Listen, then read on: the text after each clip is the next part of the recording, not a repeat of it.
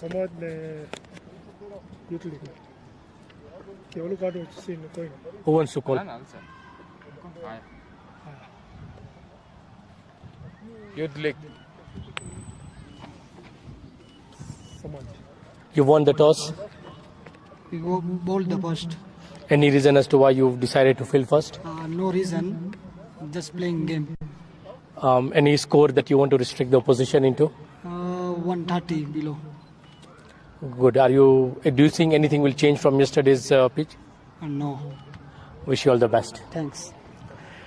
Nirav, have you got what you wanted to do? Yeah, we like to bat fast, so I think we have got what we wanted. Any score that you have in mind? 150 to 160 will be a good score. Best of luck. The news from the middle is NDOVU Crushers have won the toss and have elected to field first.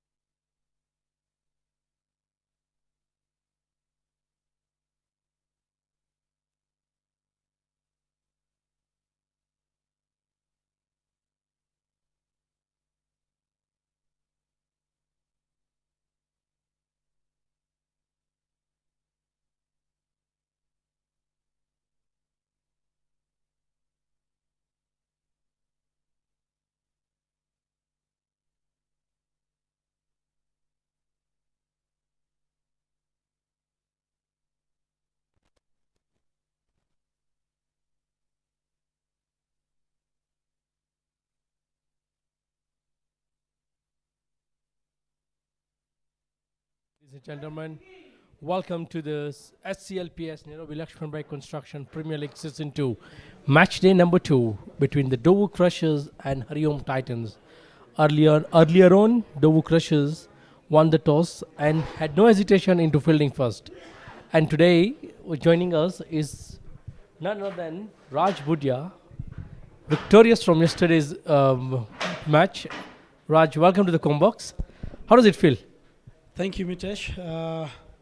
Before I start, I'd just like to apologize on my voice. It might sound a bit funny today. The weather has been a bit up and down. As you can see, it's really cold. So that's why I have a voice that is a bit down. But let me see how today's game goes. Absolutely. First, so like you said about your voice, I'm going to say we've seen a lot of good work put on behind the screens. You know, by the likes of you, we've got Vishal and a whole team that is there to make sure that we got a successful T20 tournament organized by the SCLPS. How much of it do you feel pride about what you can see the output? As you can see, we already had the first games happen yesterday. Today is our second day. Having the tournament just start is pride for Sri Kachula Patel Samaj at large. The community that we all belong to gave us the opportunity to organize such an event. They believed in us, so we had to ensure that each and every preparation for this tournament goes in the right direction. And we're already on day 2. We're left with another 26 days. Let's see how it goes with the blessings of God and Almighty. We'll see a brilliant tournament going further. No, I don't think there's any doubt about what you've said. You know, I've been privileged enough to be part of a similar tournament organized by your team last year, a couple of years back, and we know the output that you guys have always had. It's like you said, it's the first game that needs to get rolling on, and then everything then from there is, you know, a smooth ride. Right, exactly as you said. And that first of all, yes, without the sponsors and the 8 teams who decided to participate in this tournament, it's like the community trusted the organizers and the teams trusted those the organizers. So therefore, it is my great, and I thank from my bottom of the heart to all our sponsors and the 8 franchise teams that believed in this tournament and they came in to participate. And I know you are part of a very a successful defense of a score yesterday. 10, 9, 8, 7, 6, 5, 4, 3, 2, 1.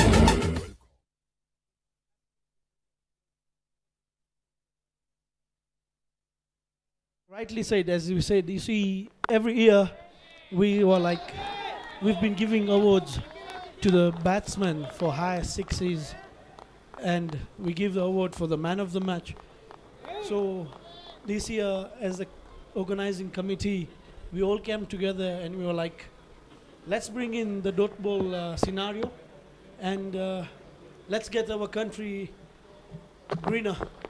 So we decided that for every dot ball a bowler bowls, the Sri Kachula Patel Samaj community is going to plant a tree for every dot ball for the entire of this tournament. And I think there couldn't be a bigger initiative than ensuring that we take care of the environment around us.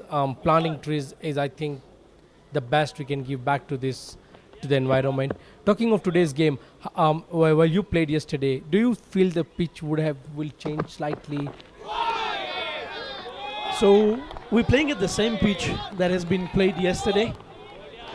The first inning score was around 150, and then the second innings we restricted the team in 100.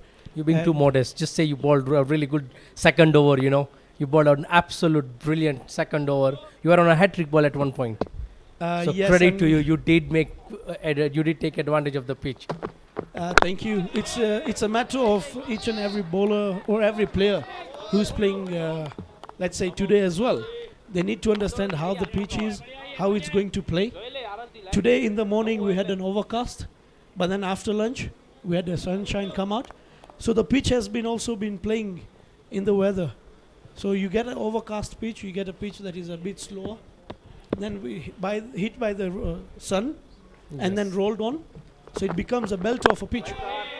Right now, as you can see, Om Patel, the opening bowler for the NDOVU Crushers, is a genuine in-swing bowler. All his 5 balls, brilliant in-swings, straight to the stumps, not giving any room to Hiren Kirai, the opener for HARIOM, who's travelled from India. That was their pre-buy for HARIOM this season. You mentioned about him, what a way to get your score running away. Slash that straight to the boundary. HARIOM Titans are off and running. I think I just spoke a bit earlier regarding Om and his line and length. This time round, it looks like the line was a bit way off, and straight away Hiren utilizes a brilliant shot through the extra covers. And this is what exactly an experienced player like Hiren brings. You know, when he sees the ball is pitched right outside, slightly outside the line, you know, he's able to take advantage of it, like what we just saw there.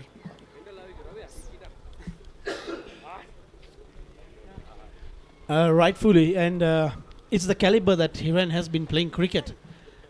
Where he's coming from, the background, he's been playing cricket in Kutch, and Kutch from India. And you all know the background of cricket in India. Getting to even play Ranji is one of the dreams for each and every cricketer in India. Thereafter, they do all their performance, they need to play well so that they can even make it for the national team. Absolutely. So you rightly mentioned, you know, for you to get to the level of Ranji Trophy in India, you have that caliber, and to bring that experience to this SCLPL season 2, how much of it does the HARIOM Titans cherish about having such a player in their squad? They will definitely cherish, and to put the cherry on the cake, their second pre-buy is Samar Gajar, who recently played for the Shorvas Premier League, and he's a left-arm bowler, left-arm batsman, so that is going to bring a nice turn back for the middle orders when you have a righty and a lefty batting together in the pitch. We've just seen Sahil Alai come from the Mosque end with his left-arm pace. And so far we've seen a very good even bounce on the pitch. So looking at the pitch, NDOVU deciding to bowl first. They look at restricting HARIOM Titans to at least around 130, because the pitch in the second innings tends to become a bit slower. So we noticed while we were in the comp box, and I mean, you are there yesterday in the evening out on the pitch, we did see the pitch became a slightly slower, and that ends up playing a lot into the chasing side, you know. You don't know the bounce of the ball, you don't know how it's going to behave at that time. And of course, we all commonly know, scoreboard pressure always counts when you're chasing, you know. Definitely, and for that I think you see what teams need to understand, that this time of the year you'll not even have so much of the dew impact. The weather is cold, we don't have humid in Nairobi right now, so the dew factor will not be there, but the pitch will become slower. So the teams need to understand on what to choose when they win the toss. Today I feel that NDOVU, after winning the toss, would have got themselves to bat, put a total of at least 140 plus, and then try and restrict the HARIOMs. Short ball pulled, well covered there. You rightly mentioned that yes, winning the toss, they had the option to bat first and put up that score. When I spoke to Ravi during the toss, he had no hesitation for his decision to field first. I think he has more confidence in his team in terms of restricting a score of, he mentioned 130 runs. I think I had a couple of words with the coaches and all that in the middle, and it felt like it's a 150, 160 pitch today. Definitely, yes, it is. The pitch at Kachileva normally gives you runs, but as well as it gives a chance for the bowlers to do something as well. If you are a fast bowler, reduce the speeds and you get a good ball throughout. T20 is a game where you just need to come through your run-up, bowl a straight ball, easy, do nothing like Sahil is doing. Wicket to wicket, not giving any room to the batsman. So with the wicket of such a caliber, with slow balls being bowled here and there, can make a big impact. Yeah, you rightly mentioned. I think a lot in T20 that we've come to learn is how you vary your delivery. You know, you want to keep the batsman guessing pretty much every ball. It's not just about trying to hit the deck, but if you can keep the batsman on guessing and on the back foot, you're definitely having an upper hand. And we've just seen how NDOVU Crushers have gone. They bowled 2 brilliant overs, just conceding 6 runs. Any worrying factor for HARIOM Titans in this slow start? I don't think so really. With Hiren and the crease, 1 over will change the entire scenario. Like yesterday's game. In the first 2 overs, Purple Cap were brilliant. The 3rd over, all of a sudden, pushed the momentum all the way to Nairobi Capitals. Absolutely. And when you lose wickets in a hurry, that sets you back for a very defensive mode of approach, especially when you're chasing a target. And you rightly mentioned yesterday the chasing team was off to a flyer until you came and picked up those 2 crucial wickets, and straight away we saw how it changed the whole scenario of the game.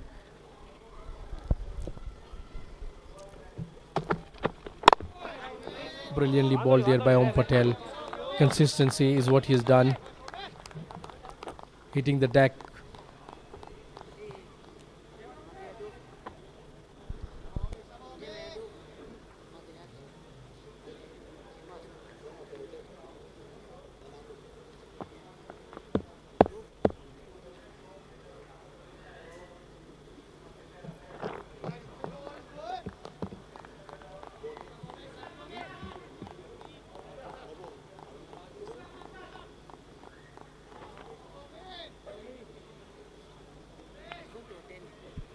Once again, I'd like to remind all the viewers, every dot ball has a green initiative by the Shri Kachileva Patel Samaj. They will be planting trees for every dot ball. Once again, Om Patel has stuck to his line and length. Runs are slightly difficult to come by early on for the HARIOM Titans. The other thing that is bowling at the night, definitely there is a bit of more swing and there is a bit of more movement in the bowl. And wide down the offside from Om Patel. I don't know why he's trying to change his line and length. His first over was brilliant until the ball was hit for a 4 in the last ball. He started back well with 3 dot balls, bowling straighter to the wicket.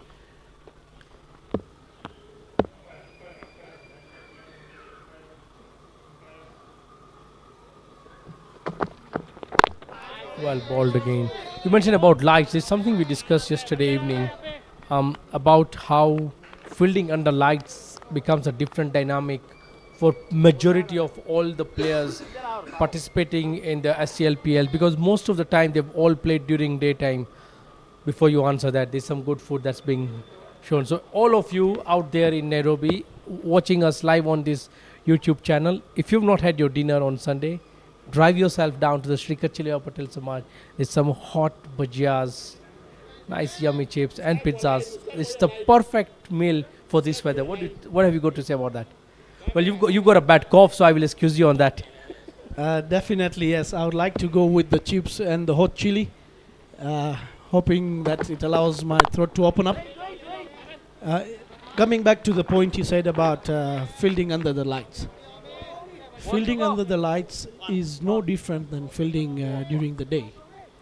The only thing that you need to understand is, because in the day you can judge the trajectory of the ball quite quickly, it's the only thing that makes a big difference. At night, the ball seems to be traveling at night, so that is why it makes a bit difficult.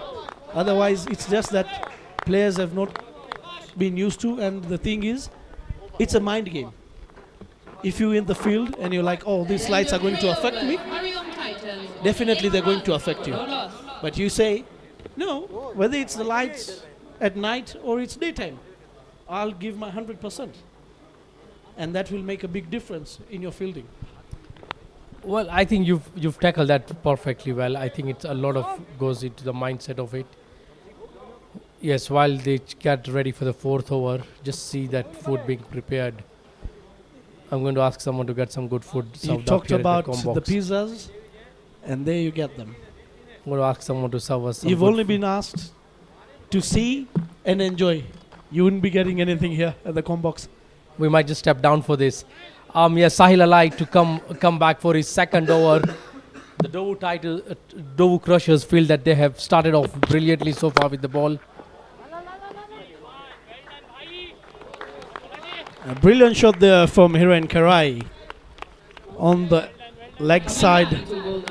However, the likes of Hashin Hitan being part of the NDOVU Crushers, who play in the same team with Hiren, know the area that Hiren likes to target, and they've placed the fielding to the exact position. So even after hitting a good shot, Hiren is just able to get a single. Up in there for a certain time. A good ball there from Sahil. Satish struggling there. And clearly now you see the lack of runs has put Satish under some pressure. He's trying to now force the shot. I'm not even going to talk about that. Oh wow. Just looks yummy. Some of those listening to us out there, if you see a few of us have gone quiet for 10 minutes or so, just know we've gone for a nice dinner break. That's up in the air. But there is a fielder there. Do remember that. It's cleared the fielder, yes. That's a big, big one over That- cow corner. That will loosen the shackle. The first one of tonight by Ren Kerai.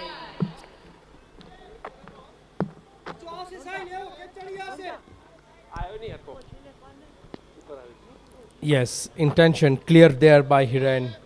And that should help him also with some confidence.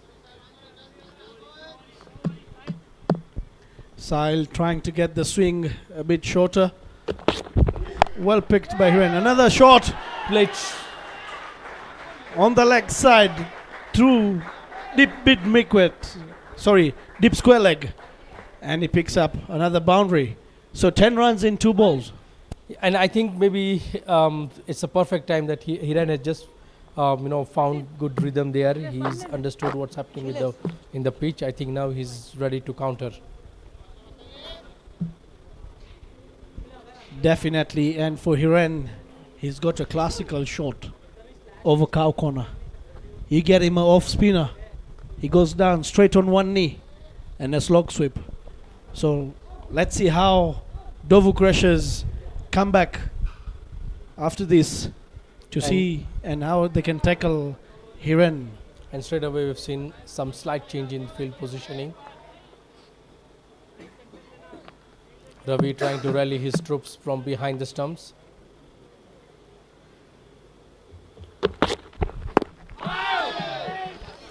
Shot for an uphill there, but definitely not out. Pitching on leg. And once the ball pitches on a leg, whether it hits the middle of middle, it's going to be not out. Absolutely. And it's a good comeback from the young Sahil, after being taken to 1 a 6 and a 4 consecutive deliveries. Good comeback from him. And you mentioned, Hiren is a very well experienced player.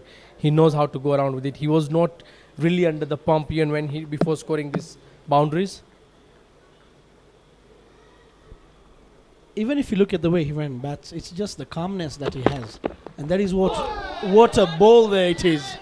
Evan Hiren acknowledges that, gives a thumbs up to Sahil. A brilliant ball to, let's say, somehow two good balls from Sahil.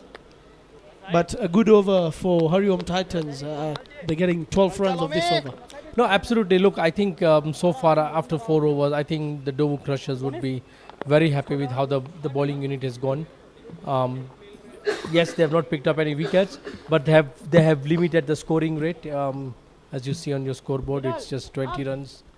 20 runs in 4 overs, just a run rate of 5. So they still have 2 more overs for the power play. Hiren is now getting the touch.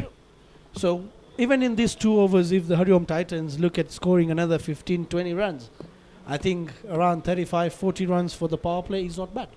No, absolutely. What I'm keen to see is how Satish goes from here on. He's, I think, had good time in the middle. You can also see now Satish is a bit way inside of the crease.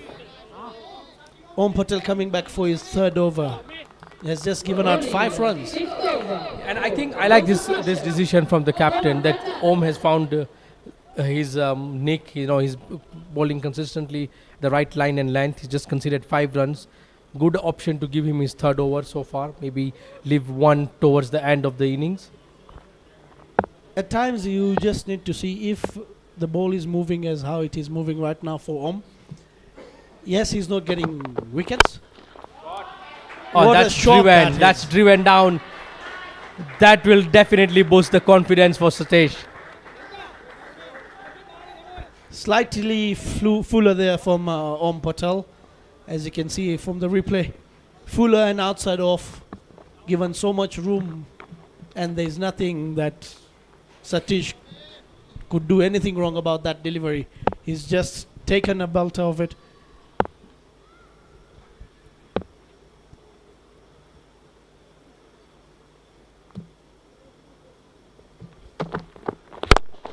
Once again, played straight to the player.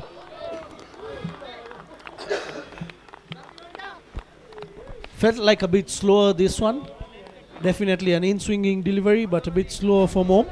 Giving it a bit of flight. Satish maybe would have gone over the fielder and got a boundary. I think so, but because it was sort of a slightly fuller into the stumps, that's why he... Oh, and that's slogged. That's gone over. They will just take 1. So far, with the boundaries that HARIOM have scored, I think that the NDOVU Crushers have made a good effort in terms of placing their fielders at the right position. I feel 2 or 3 more boundaries would have been scored, but it's the options of them fielding at the right places that have saved those. That's given, yes. As always, the batsman is never happy when the umpire gives an LBW. Yeah, he's livid with himself. What a breakthrough there from Om. A wicket that I know NDOVU Crushers definitely wanted. They definitely now feel that they have an upper hand in the game. Why not? Definitely. After picking up Hiren, you could see Hiren with the shot. I told you that he likes the slog sweep. Straight away was going down on the knee. A fuller ball. Straight away. No questions about the finger being raised up by the umpire.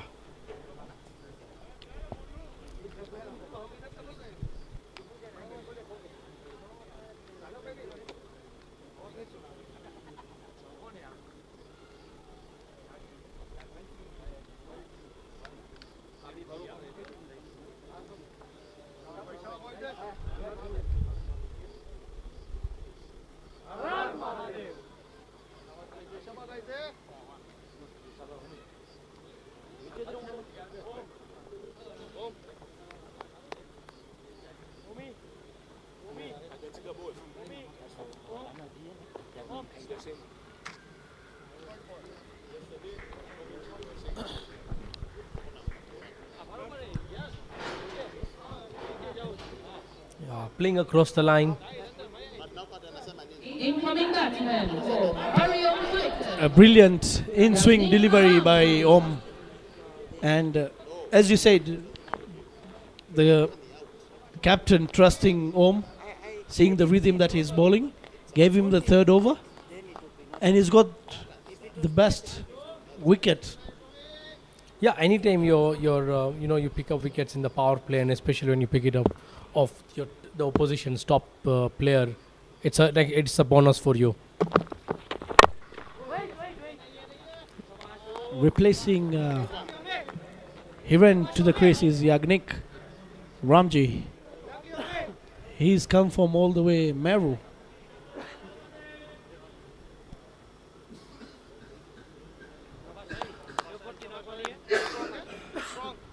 Yes, look at these spectators all are across the ground, from the young ones to the generation that has seen various tournaments. It's such a carnival out here. If you look from the com box, youngsters right sitting next to the boundary lines. There you see, wrapped up in their hoodies, sweaters. It's cold out there. It's an absolute festival that the Sri Kachileva Patel Samaj has put up here. So 25 for 1 after 5 overs. And Sahil coming back for his third over as well. I think this is a brilliant go from the captain Ravi to ensure that he gives away confidence to Sahil. Continue to bowl his third over. Brilliant line and length there, and that's miscommunication there. Yes, the HARIOM Titans have lost their second wicket thanks to a miscommunication right in the middle. You'd never want to be out on a run out like that. Both batsmen were on one side. Yagnik Ramji making the unfortunate walk back to the pavilion without scoring any runs.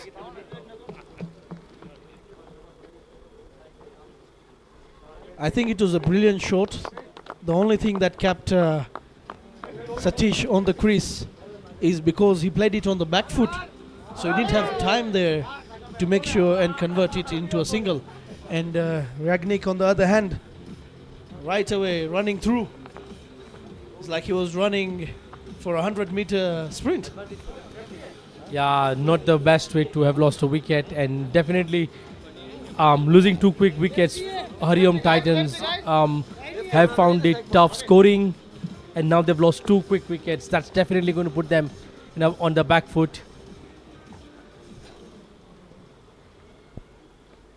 You're talking about back foot, but they've got a left-hander, the international professional from India, Samar Gajar, for HARIOM Titans. A lot depends on him now as to how he reconstructs this inning. Rightfully said, but do believe that also the captain of HARIOM Titans up in there. It's an outside edge, flying towards the backward point. 4 runs added to the scoreboard of the HARIOM Titans. Yeah, right. Good to see that the run out has not mentally affected Satish's approach to the match. You think so? I feel it has affected him. And with the line and the length that Sahil had bowled, this time round, see, he's straight away charging down, trying to open up his arms, but still finds an edge. So somehow, yes, he's happy that he's got 4 runs.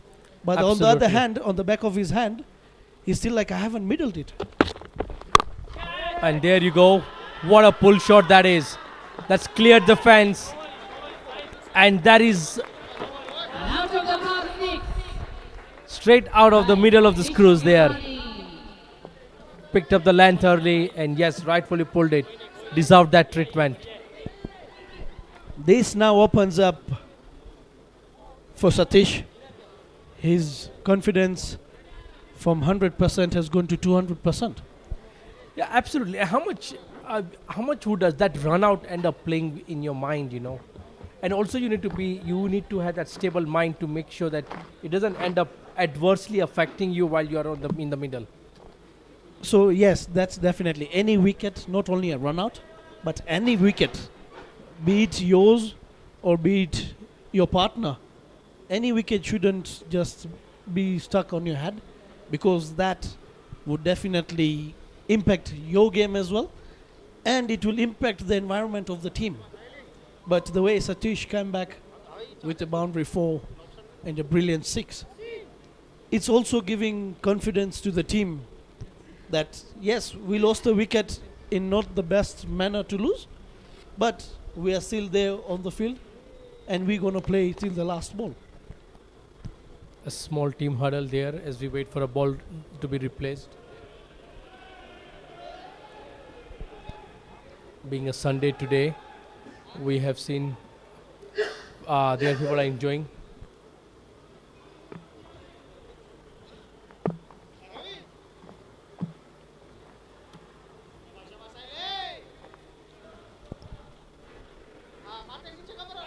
Mitesh, even if you look at the efforts that all the teams have put them for this event, look at the colorful jerseys that they've all prepared. What do you want to say about? So a couple of things I have. So one, I love the efforts put in by every team in terms of coming up with these unique designs for the team kit. It's just shows that it's just not about cricket, but it's about making this game as colorful as we can see. I come to the second bit. It's a bit personal. I need to get some nice one of those. I'll get hold of you after this commentary is done. I'm sorry about that. I know you were coming to that because you like everything colorful. There are 8 teams. You need to get hold of the managers if you need something. Up in there, trying to play straight down the ground. And it's a wicket there for Sahil. What a comeback from Sahil.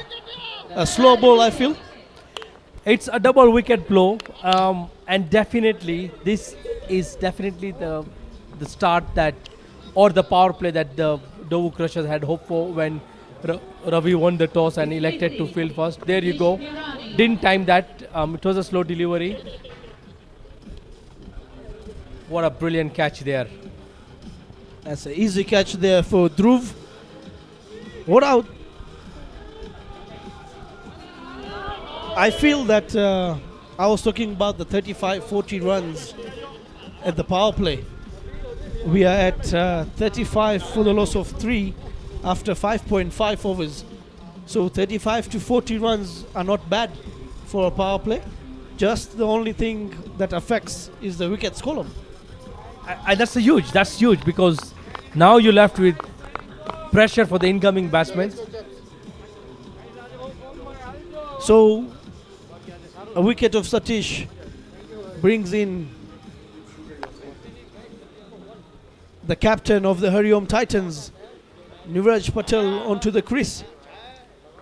And if you can look at your screens, yet both the batsmen are still to face a delivery. So I spoke to Neeraj during toss. During the toss, and he was quite happy to have his team score 150. His work has been cut out. Both captain and now Samar have to rebuild this innings. And definitely pressure is on both the batsmen to get going. It's been a start-stop inning so far by the batsmen coming in, and openers back in the pavilion. A successful power play there for the NDOVU Crushers. Land of 6 over, HARIOM Titans on 35 runs for the loss of Sorry, 3. Mitesh, did I miss out on anything? No, I was just saying that it's been a successful power play there by the NDOVU Crushers. Picking up 3 important wickets. It always boosts your team's confidence when you win your power play. And this happened yesterday to you guys as well. Yes, the first 2 hours weren't the best of it, but then the way you guys came back, picked up quick wickets, immediately set the chase to Mount look much bigger, and we are looking at a similar trend over here. It's going to be, it's not. I'm not saying it's not possible. The 150 could still be possible, but it sets them on a back foot right now. Yes, definitely. But even if you look at the game of yesterday, I feel where Purple Cap went wrong was a bit that, yes, they got a quick start, Coming in to bowl but they kept on trying to hit it so hard, and they kept on losing wickets. A change in the bowling. Hashin Varsani has been brought into the attack by the captain of the NDOVU Crushers. Straightly played there by Samar Gajar for a single. Would you have thought that they would have bowled one of the bowlers fourth over? I don't think so. Maybe because, yes, Sahil got a wicket, Om got a wicket. But then, if I look at the squad for the NDOVU Crushers, I don't see any other pacer that they would try and get the 2 overs at the end. And we clearly will see now, yes, as much as the field is spread out, there are enough gaps on the ground, you can score your singles. But the boundaries will be slightly difficult to come by. Both batsmen would want to, take it easy on the first, at least an over, see the ball, how the pitch is behaving.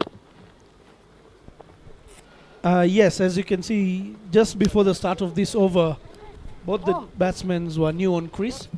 So it's something that, as cricketers, we need to understand. The batsman who's got out needs to tell the batsman coming in how the wicket is behaving. You just don't let your partner go in not knowing how the wicket is going to behave for him to see what is going to happen. And I observed this yesterday.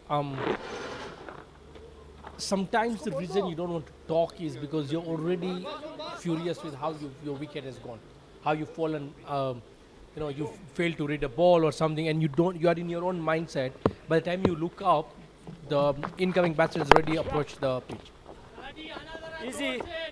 So that is what as we said, if you look at international cricket, we see that everyone keeps on talking.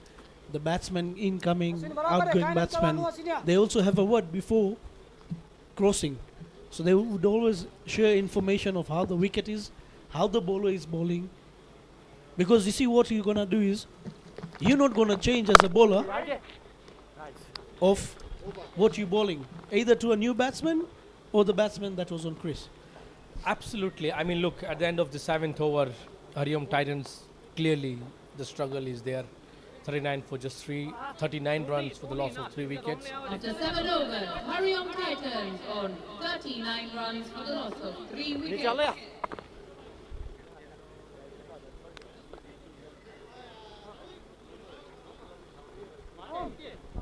So definitely another change in the bowling.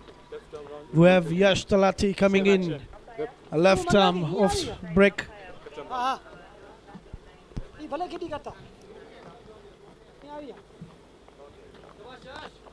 Easy option for a captain to ask his slow bowlers to come in now with this field spread out. Definitely yes, and then you see what the bowlers need to do is also try and flight 1 or 2 balls in between the over. Try and see what the new batsmen are going to do. It's not easy for a new batsman to come in and straight away start hitting. Slightly short there by Yash. Wait. Yeah, I think both batsmen might just see out a couple, at least 1 or 2 overs to ensure that they don't lose any wickets from here on in a hurry, and just reconstruct this inning. It's very important for HARIOM Titans to get back on tracks. Yes, it is important, but they also need to make sure that they just don't end up not scoring in the next 2 or 3 overs. And this is the best chance for NDOVU Crushers to bring in their off spinners or the leg spinners, try and push 2 or 3 quick overs with minimum runs, at least, let's say 10 runs in 3 overs, and then it just changes the entire scenario. No, you're right, absolutely right. With the, spinners operating from, what a shot there. Yes, has run down to the boundary. What a brilliant shot there by the captain. Picking up his first boundary of the innings. Look at that, played off his back foot. As you could see, outside off, way outside off. And yes, you said about the boundaries not being scored because of the open field. But then you see, you only allowed 5 fielders outside the 30 yard. So you need to bowl according to your field so that you ensure that you don't be hit for a boundary. Absolutely. And you mentioned something about in the couple of deliveries back, having spinners operate from both ends, you're hurrying also, speeding up how you're finishing up your over. That sometimes also, doesn't give the batsman time to settle, And I think that's a very good way of, restricting the scoring rate, just choking them down. Definitely, but then you see, you need to ensure that you bring in your best bowlers to do this so that they don't leak out runs. Up in there, slightly well played there by Summer. Straight down the ground for a single. So that brings end of over number 8. The HARIOM Titans on 47 runs for the loss of 3 wickets. I'll now ask Dan Okinyo, who's just joined us at the Combox, to please take in for myself, and I'll be taking a break for a few. Try and get my voice sorted. Raj, thank you so much for your time in the Combox. We'll definitely be looking for you perhaps at the start of the second innings. We'll want you back. Give us some insight of how the pitch is behaving, what's happening with the teams. And while you go and have your hot cup of tea, which you definitely need for your throat, I'm welcoming a good friend of mine, Dan, to the Combox. Thank you, Mitesh. Right over to Dan Okinyo. Thank you, Raj. Think Raj needs start break after their victory today against Canbis in PCA League. I was told they chased it on the last ball, like 328 runs. Yeah, so he deserves that break. I still don't know why he still has that energy of being in the Combox after the celebration, because I don't remember the last time a team managed to chase 300 plus in the local league. So it's a big achievement, and kudos to Raj and his team. No, absolutely. I think I briefly spoke about that game with Neeraj as well earlier on, and I think they're hoping to carry that spirit into this game, but he's got his work cut out right now. Yes, he's experienced player. He's been around, has played part in this Floodlights tournament, so he knows how to play with those conditions, and his team will be, HARIOM will be looking onto him to get that much needed performance. Brilliantly bowled there by Harshain. Yes, that's another tree for those that maybe are joining us. Has pulled that, didn't find the middle of the bat. Yeah, just a single there to bring to an end of the 9th over. 51 runs for the loss of 3 wickets. HARIOM Titans, Captain Neeraj Patel and Samar Gajjar in the middle out there. Yes, I was saying before Neeraj played that shot, is that for every dot ball in this year's tournament,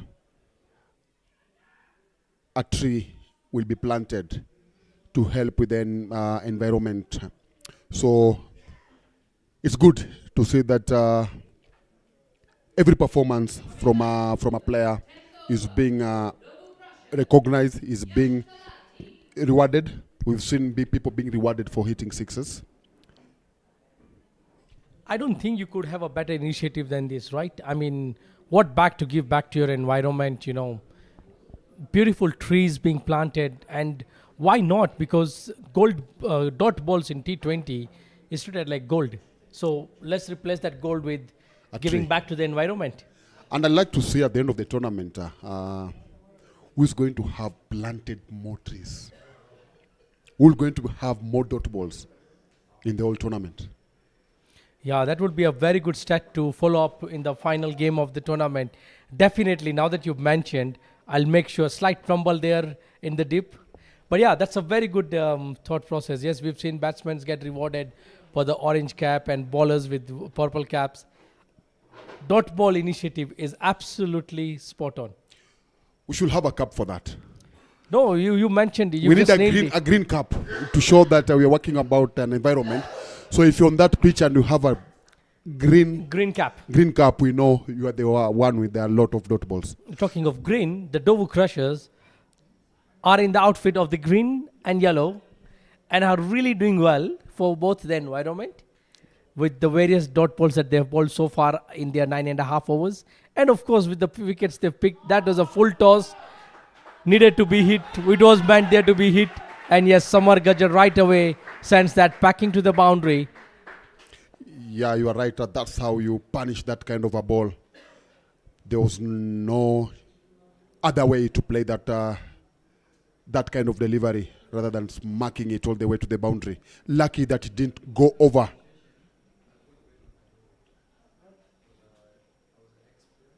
Samar Gajjar comes with a lot of experience. Of course, with the captain Neeraj there, we have now seen that how they've very well, negotiated the phase where they lost 3 quick wickets. They've built up a small partnership. This is what we spoke about yesterday. Yeah, you are right. You just need, sometimes things don't work out well for you. You need somebody to be in the middle. We saw it in the first inning where Joseph Onyango and Mohit. Jawa, they put on a 100 partnership after losing the first wicket in the second over. They went on to put 100, but again, they failed to get partnerships. Same thing is happening now. They've lost 3 quick wickets, but we are seeing they are slowly building up. And after halfway through the inning, they are on 59 for the loss of 3 wickets. Proudly sponsored by title sponsor LAXMANBHAI Construction Limited, live streaming media partners, Echo Quarry, Gulf Timber and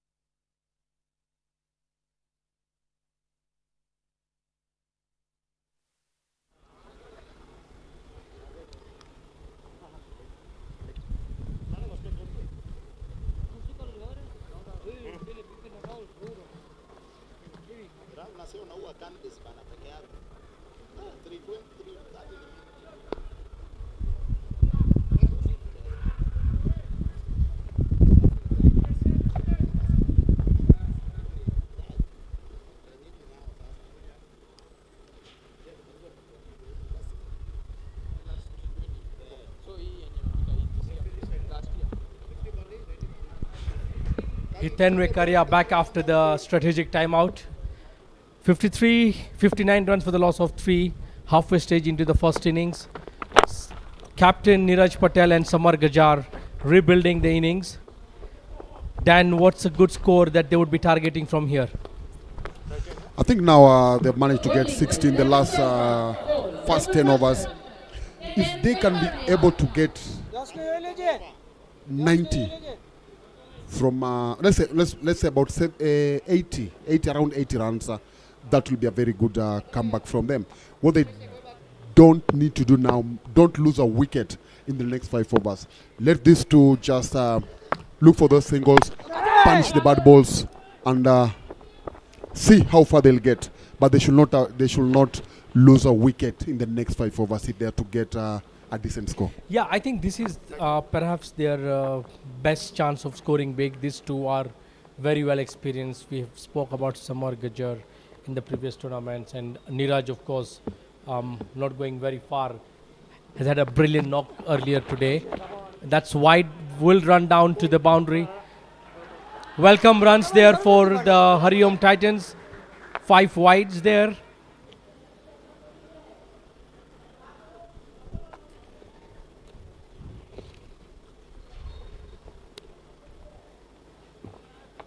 Just missing his line there, and anything in the shortest form of the game, anything down the leg, the umpires will not hesitate to send that as wide. Lofted shot there over the cover region. Oh, what a gap that is. And that is brilliant there by Samar Gajar. All technique there. Those are 11 runs now from 4 deliveries. So, as I said, that's what they just need to do. Stay there, don't lose a wicket, and we are going to put pressure, because now what I'm sure what NDOVU want is to get a wicket. And they'll do anything possible, and from that you end up not. And that's swept. Should find the boundary. Yes. Misjudged there in the dip, and Samar Gajar has decided to put the foot on the paddle.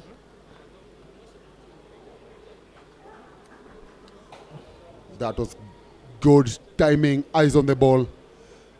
With the help of a misfield there, mistiming, ends up rolling past the boundary for another 4 of Hitan Vekaria's first over. 15 from just 4 deliveries. A lot of, we've noticed this every time there's a strategic timeout, the momentum seems to change. And that's clearly evident with how Samar has gone ahead with attacking mindset in this over. Hasn't given any room to Hitan to settle down. Especially, when you have a new bowler, and maybe you have somebody who has settled in like Samar Gajar, you try to make him not settle. And actually that's what is happening to Hitan Vekaria. I would say he's the most expensive bowler so far. He's over 16 runs. And with that, after 11 overs, HARIOM are on 75 for 3.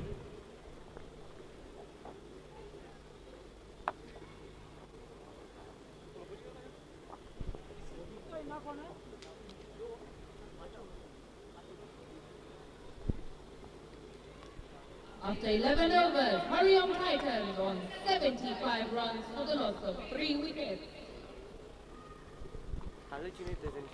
Yes, sir, today is the second day of the Siri Kuchileva Patel Nairobi LAXMANBHAI Company Premier League T20 Season 2 match between HARIOM Titans and NDOVU Crushers. You've got seeing young spectators, watching the proceedings here from Nairobi West.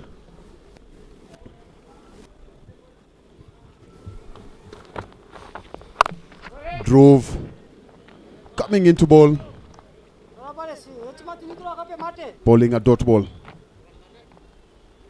Bowling the 12th over for Nova Crushers, Rupakyani. Well placed there. Should be an easy picking there for Samar. We spoke about what a brilliant setup the community has done, not just for the environment, but to make sure that the love for the game that we all enjoy watching is always going to be revived and put up such a spectacle. And it makes it extra special when it's under the lights.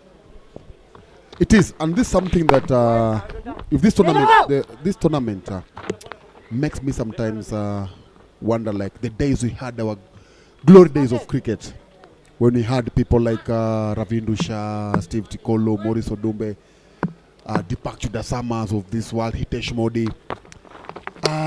Sometimes I ask myself if this thing will have happened those days when we had these players. Yes, I remember. Yeah, these players, the days if we had this kind of tournament, what joy would have been for. Dan, you've just, you've really hit a nostalgic point there. I remember when I was in primary school, I was at Arya Primary, we used to have yellow ball cricket played, 5-a-side. And we used to play at City Primary, Simba Union, Riverbank, Muranga Road. and Muranga Road. So we used to play there 5 overs with the yellow bat, yellow ball, and it is how I ended up getting and blue stumps. And it was such a joy because that really, when we say raise the kids at the grassroots level, that was really the point that you realize that, hey, I can play cricket, and it was not about your skill set, but you would go and have fun, and then of course with everyone's skill set, then you graduate, and when I say graduate, you're being picked up in your school team, then you go to your club cricket, and somewhere down the line that blue stumps and yellow ball cricket actually helped me to play for Nairobi Gymkhana. In fact, you are talking about something that I did. For you, you played that cricket. For me, I coached. I remember walking to a school in Eastlands, Kimathi Primary, Dr. Livingstone, and Heshima Primary. I remember those are the first 2-3 schools that I started coaching. When the kids will see you walking on that pitch, on the school gate, through the school gate, they just run, and they'll run to you asking you to go and excuse them from their class teacher to come and play the game. And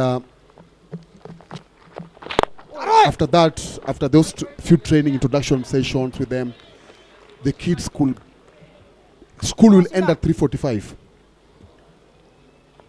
and but they could come and play the game until some minutes to 6. Absolutely. I was just speaking to the mentor. Oh, what a shot there. I'll come to this, but what a shot there.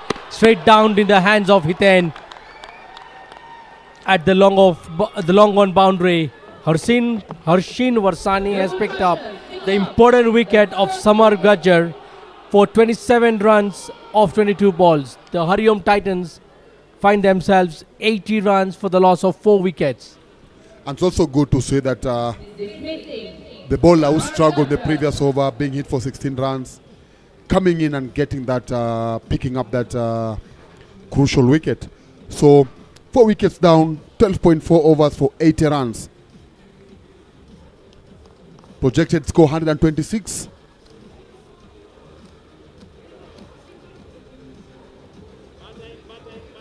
Safely into Hiten's hands, losing their 4th wicket. A very, very important breakthrough there for the NDOVU Crushers. Yes, we all know the capability and the potential of Samar Gajjar. 80 runs for the loss of 4 wickets. We got 7 overs to go after this. Do you think they would be revising the potential target? They have to do that. They've lost a wicket at of a settled batsman who I'll say the top scorer. So Vishal Bojani walking in. Bojani has had a very good season. I think he has had a good season. So he's been lucky to play. Last month he played in the South Indian tournament that was held at Simba Union and Jamhuri High School. Then he's playing a very key role in Samaj's second team. So that ball flighted. Just thought of throwing the kitchen sink to that. Unfortunately, it was too wide. But I like the intention. Slapped hard. Misfield there. Way to get off the mark by Vishal there. Yeah, that's a morale boosting boundary. It makes him feel like he'll settle in quickly, and that's what the batting side, HARIOM, are looking for. Go in there, settle quickly, and let's continue from where Gaja has left. They have no time to start getting in. Done with 13 overs. HARIOM Titans are on 85 for the loss of 4 wickets, 7 overs to play. Amitation, talking about mini cricket. So you remember that after playing those training in school, they used to have mini cricket tournaments being played in a zone. Because we had Kamukunju, which was on the Eastland side. We had Starehe side, which now involved schools like the one we've talked about, Riverbank, City Primary, Muranga Road. We had what a delivery there by Dhruv. Niraj failed to read that. Very important for Niraj to stay there in the, potentially till end of the innings. He could be the vital wicket, a key anchor to this potentially 140 to 150 for the HARIOM Titans. Yeah, so just going back to what I was talking about. So after playing for your zones, then kids, the winning team in that region zonal competition will get an opportunity to go and play at either Nairobi Gymkhana. So I was privileged enough to have played there as my home club, but the era you've spoken of, the 2000s, and of course the year we famously reached the semi-finals, Nairobi Gymkhana was dubbed as the Lords of Africa, and I could not have been more proud to have such a ground right in our backyard. Absolutely. And cricket those days was everyone's go-to sports. We hope that Sri Kachiliya Patel Samaj, the Nairobi LAXMANBHAI Construction Premier League Season 2, gives a platform to the youngsters to go achieve big for our country. We want to see Kenya back in the international match, playing the T20s, the ODIs. Yes, I agree with you, Mitesha. And one thing that actually made a cricketer feel nice is that you are playing in front of those international players. Yes, you are playing mini cricket. You are playing with the plastic bats. You are playing with the plastic bats, softball, but who is watching you? The greats of South Africa. Because I remember I was coaching my school, had just been honored to go and play at the Gymkhana. While I was umpiring one of the mini cricket match, guess was behind me, Brian Lara. What a moment that must have been for you, right? I felt like, I wish this guy will know whom I'm trying to bring up. Then 2 years later, 2 or 3 years later, West Indies came for a series here. He was just trying to get into the team. I remember he scored 145. Chris Gale at Sikh Union.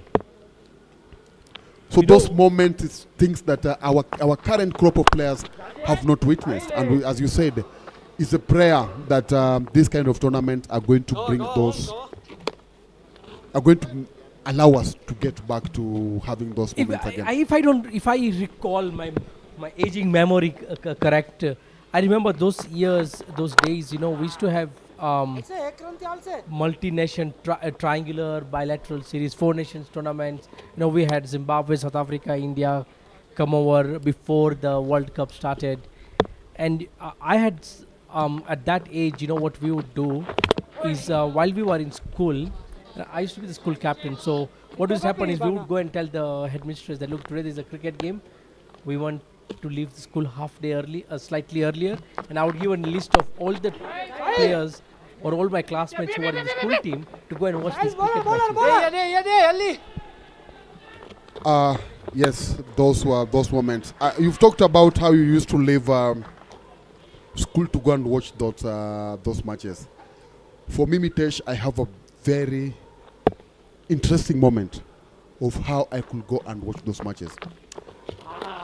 That's definitely not the line that Harshin wanted to bowl. Especially after having picked a wicket. We are into the 15th over. Dot ball to bring us to the end of over number 15. HARIOM Titans on 92 for 4. Current run rate is 6.13.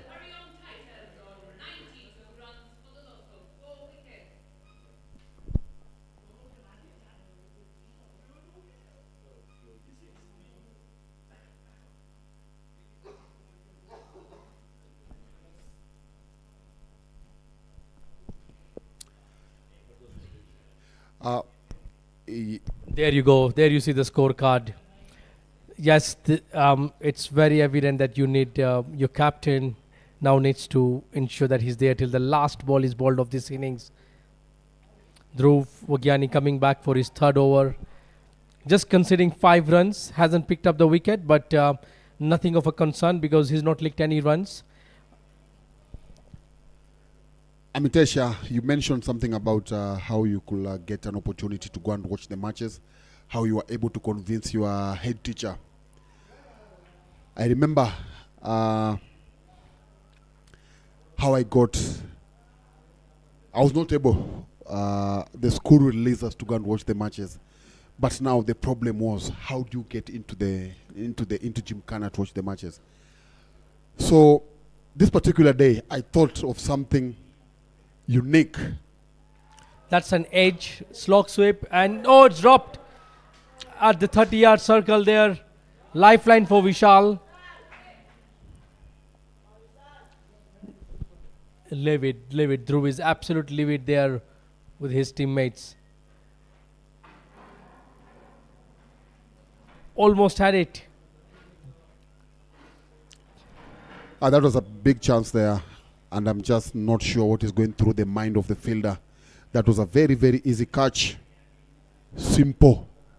Usually called them, they usually referred as a sitter. We spoke about, what a shot there by the captain. Picked up the length and has sent that over the boundary. Some way by the captain. He's now taking charge of this runs. The captain coming now into the party. 6 wickets in hand. For 24 deliveries to go. He knows I have to take them on now. Good shot. Well hit.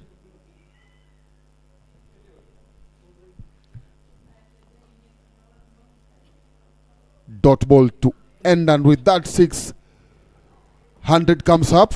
The loss of 4 wickets. 24 balls to play. Niraj Patel, captain on 22. Vishal Bojani on 9 runs. The 100 comes up at the end of the 16th over. We got 4 overs, 24 legal deliveries to go. With the captain being there, I think 140, 150 could 150 is possible. Scoring at 10 runs and over. Put pressure on the bowlers now. You've got 6 wickets in hand. Just try and see how much you can score. You've got wickets in hand. Just try, connect the ball and see how much you can get. There is one spectator floating his NDOVU support. The yellows, you can't just miss the yellow army. Bright yellow in the night sky. It's all happening here at the Sri Kachilya Patel grounds. Yash Talati coming in now. Misfield there. Should run to the boundary. Welcome runs again. Yash Talati coming straight from their loss to Ruaraka this afternoon. Swami Bapa losing their first match of the season to Ruaraka.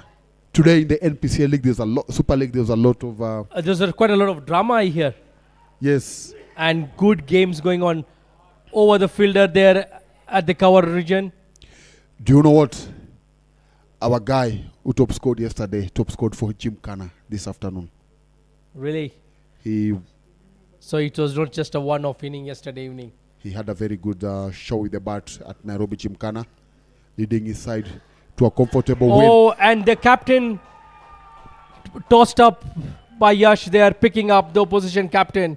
Big, massive breakthrough there for NDOVU Crushers. Niraj Patel, the captain of HARIOM Titans, walking back to the pavilion. They'll now need a big hitter. They'll need somebody that is going to see them get to the target we are thinking of. But 2 balls go to 4 balls. They leave at already a wicket and 5 runs.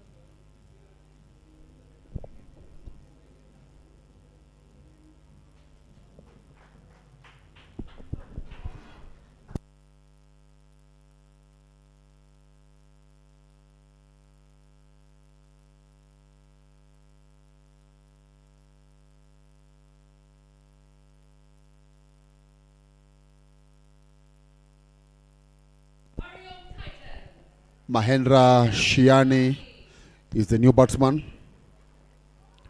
waiting to see what he'll do at this time when they've got 22 balls to play. A brilliant ball there to dismiss the opposition captain by Yash.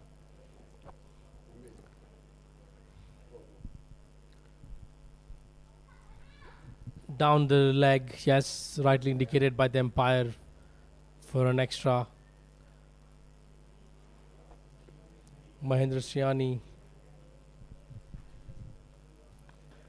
Slight shuffle across the stumps. Still hasn't found the gap there.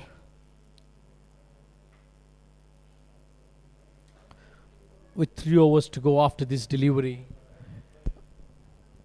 it seems like HARIOM Titans will somewhat rely a lot on Vishal Bhojani and Mahendra Shiani now to up the tempo in the last 3 overs. 18 balls to play, 5 wickets in hand. They should not be looking at preserving the wickets. Yeah, I think as much as we can see on the screen, projected score is 126. I think they should at least try and get close to 140 to give something back to the bowlers to come out and defend.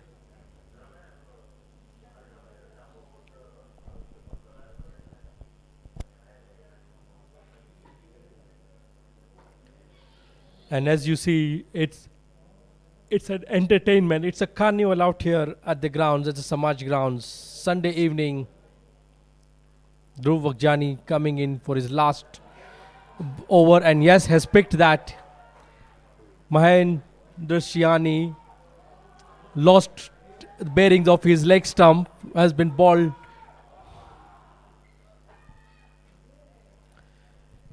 And that's 6 down for the HARIOM Titans. Look at that. Leg stump uprooted there. Tried to play a cheeky reverse sweep.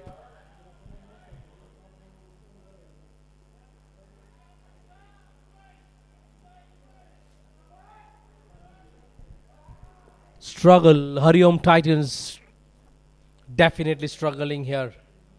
Just 107 on the board, losing more than half the team.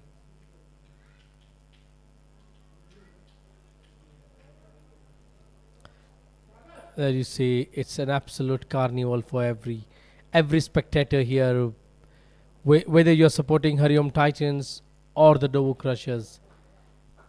Make your way down to the Samaj grounds for a festival of a game we all love.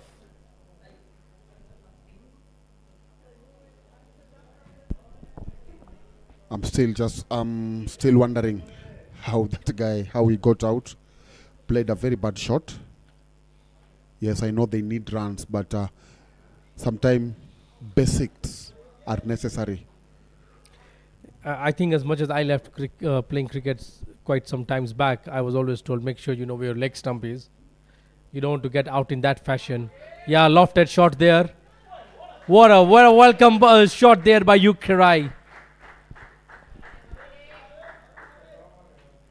I'm sure now with that shot he feels like I'm able, I can do it. He needs to get going. Have less than they've got 16 balls. Sorry, 15 balls.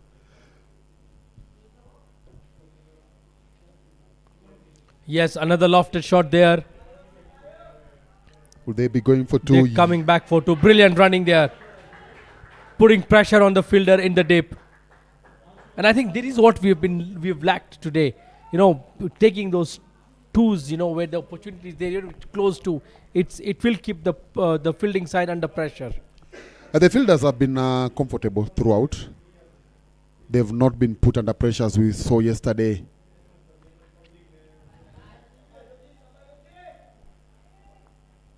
Single down the ground.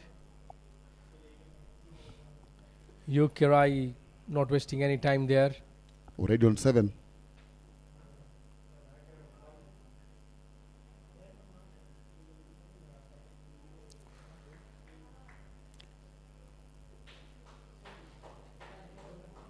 End of 18th over. HARIOM Titans are on 114 for the loss of 6 wickets. Vishal Bojani, 14 from 16, had a very good start, but he has ended up struggling towards, as the inning has progressed, on 14 from 16. Yukirai, 4 balls, he's managed to get 7 runs. Om Patel will bowl his final over. Very crucial penultimate over here for HARIOM Titans. They need to score. They need a few lusty blows now. And look at that. That's pretty much the decision makers sitting there. Of course, no need to say which team they are supporting. There you go. Yes, that flag is very clear. The NDOVU Crushers.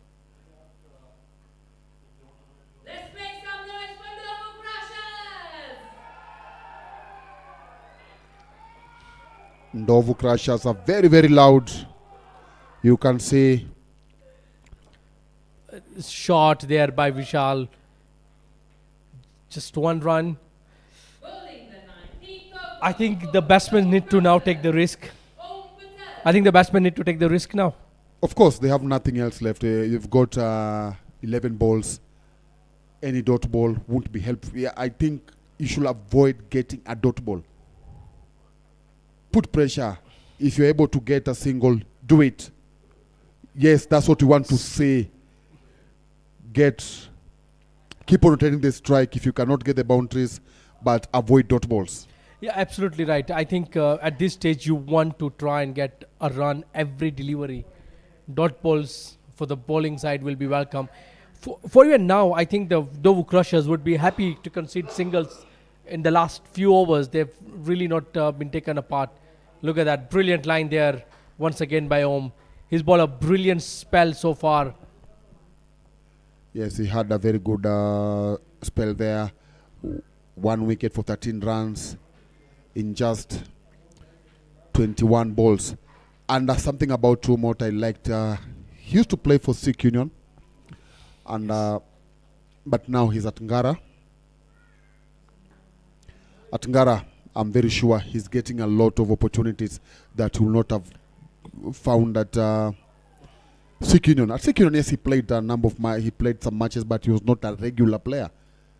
But now at Ngara, you will see him playing each and every day, and it's not a surprise. And you can actually see this. His numbers speak for regular matches. You know, he's really showing it well. Look at that, lofted over. Yes, down the throat of the long off player, Mehul. Om Patel once again rewarding his team with a brilliant catch there.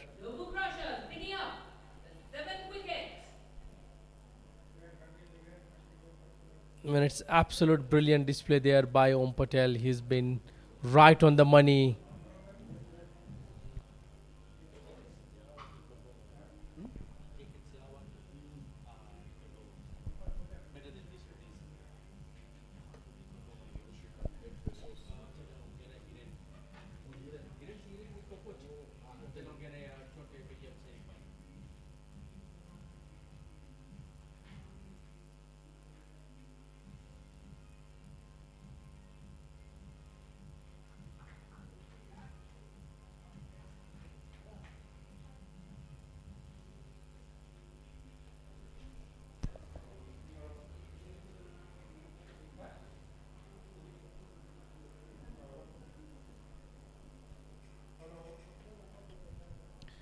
Incoming batsman for HARIOM Titans, HARIOM. Talking about Om Patel this afternoon, when they lost by 7 wickets to Nairobi Gymkhana, they scored, Ngara Sports Club scored 199 all out in 45.1 overs. Om Patel, open bowling. He didn't have an, he bowled 4 overs, 15 runs for 1 wicket. So it just shows that he's getting those opportunities. Another surprise that he's finished his spell with the 2 for 16. Final over to go there. I think at this stage, the NDOVU Crushers would be the happier team of both. The Titans need to just go all out, nothing to lose here in the final over. Vishal Bhujani will be on strike, the more settled of the two batsmen. Needs to hit a few out of the boundary.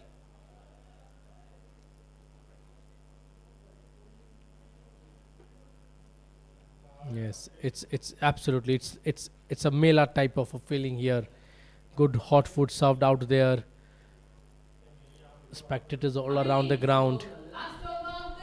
It's Sahil Halai to be finishing up the first innings. For NDOVU Crushers, bowling his final over of the spell, picking up 1 important wicket earlier on.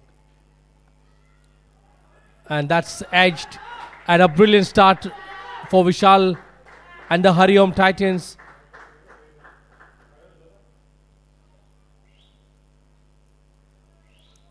Yes.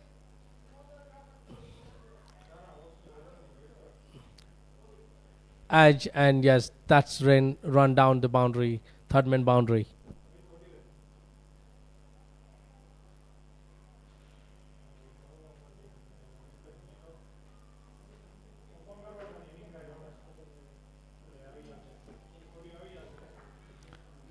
Mistimed that.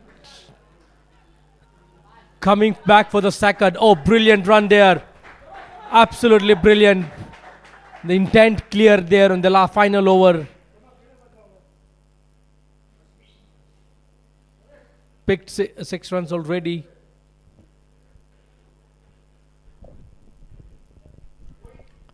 Intention is well known. How they wish they could have started this approach 3 overs ago. But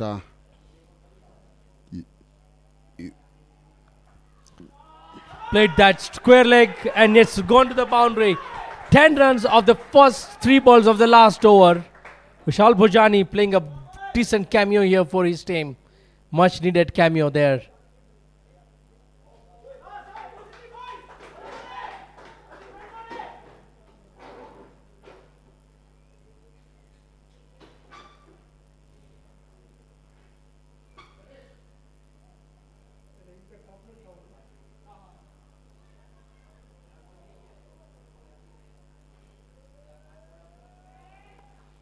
Going deep into the crease. No run this time. Almost had the run out of Krish. And yes, the batsmen will take the run for the overthrow.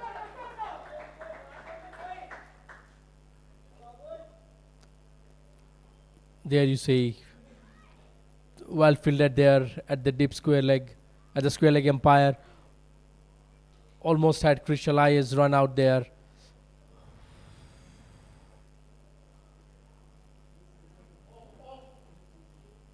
$11 so far of 4 deliveries of the final over. How does Shahil come back? Does he come back strong? Steps out wide down the line, and that clearly played into the mind of the bowler.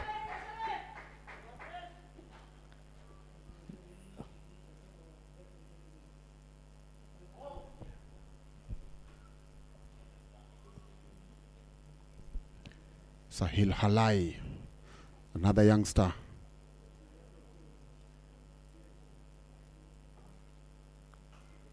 Oh, what a shot there by Krish. That's cleared the ropes. What an over so far. It's changing the momentum. Changing. It's 138 already. Massive. 18 runs already of this. Oh, what a pickup shot that is. Steps down and sending that over the square leg boundary for a massive 6. That's 138 runs. This is the beauty of having wickets in hand. How I wish they could have started this approach, as I said before, they would have started this approach a little earlier. Then the scoreboard would have been different. We could have been seeing something around 150. But they've decided to take it late. And anyway, let's hope the bowlers will come in and defend whatever total they'll have. Final ball of the first innings. Slogged there. And it is a massive over. 22 runs of the last over. 142 runs for the loss of 7. When we come back, the NDOVU Crushers will have to chase down 143 runs.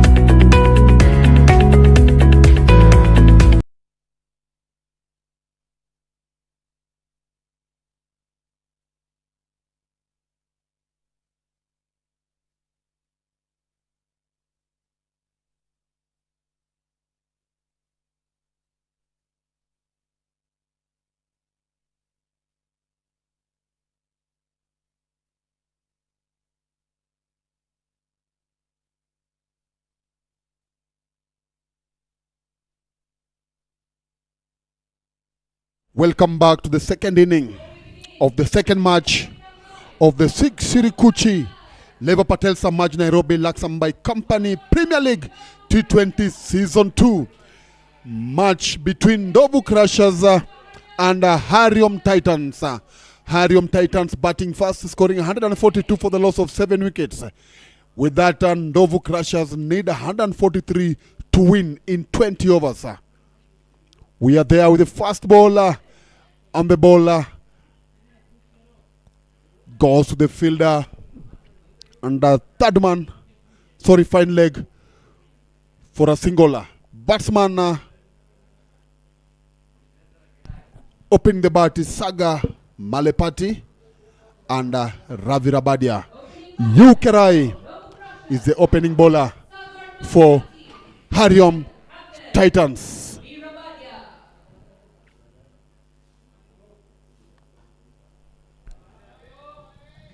There is a misfield there, but the batters seems like they had set up their mind not to run, and in that it results into a dot ball. Another three, Mitesh. Absolutely. What do you think would the mindset be? You know, the HARIOM Titans finished their innings with a flourish in the last over, and they must be, feeling that spring in their feet.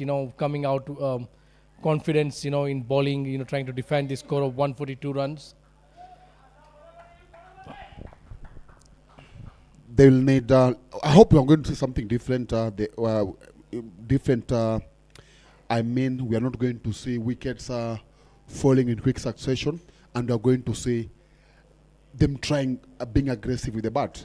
We saw in the first inning they lost early wickets, and in that you find that you tend to ease on your approach of as far as the batting is concerned. From far, I can see David Tikolo, one of the coaches in this tournament, another former Kenyan international, has been around since his retirement. He's been involved with coaching, and he's done a very good job now with Sikh Union, and his work at Sikh Union is one of the reasons he has been approached to with one of the franchises. Absolutely, you really want such successful Kenyan players whom we refer to as legends, to be mentoring this teams. Some of the youngsters can, there's a lot they can learn just by listening to him and what he's achieved, how to go about with it. And I think the most important thing that someone like David would be bringing to this team, to the team that he mentors, is how to keep a cool head over your shoulders. The mental aspect of the game is a lot demanding, more often not spoken about it. And that, having said that, Sagar dispatches that for a boundary.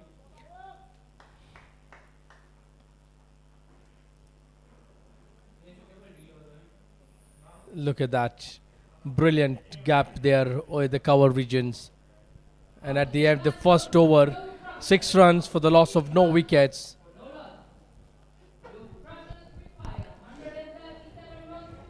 You're talking about David Tikolo. Yesterday, his side lost. Purple Cap lost yesterday. They didn't have a very good performance with the bat. I would like to know what he told his team. Being the first match of the tournament, you are losing. You didn't put up a very good performance. I would love to see what message he had for his team after that performance. I think it would. I'm just trying to replicate. Because if I knew what he would say, I would be his second, his right-hand man in the coaching section. But I think being the first game, and I think it's more about how the coaches are going to motivate their team, regardless of how the results is. Sports is all about winning and losing. Losing is a step closer to success. That's what I believe. And these players have played enough matches all around. They know how to carry themselves after an unfortunately, like you mentioned yesterday, when the Purple Caps could not chase that score down. And what a ball there to begin by Mahendra Sriani. brilliant. Almost had Ravi's outside edge.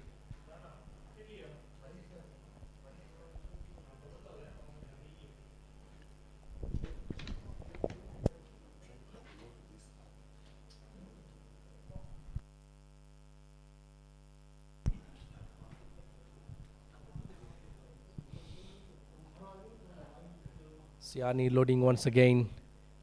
Brilliant ball there.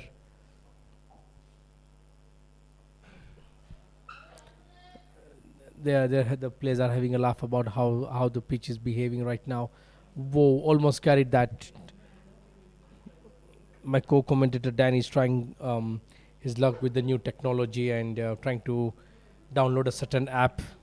How much of technology do we benefit from what we are seeing, especially with the live commentary? This is being streamed worldwide on the YouTube channel of the Shri Kachlewa Patel Samaj. All that is technology. Once again, outside edge found, going down to the third man for a single.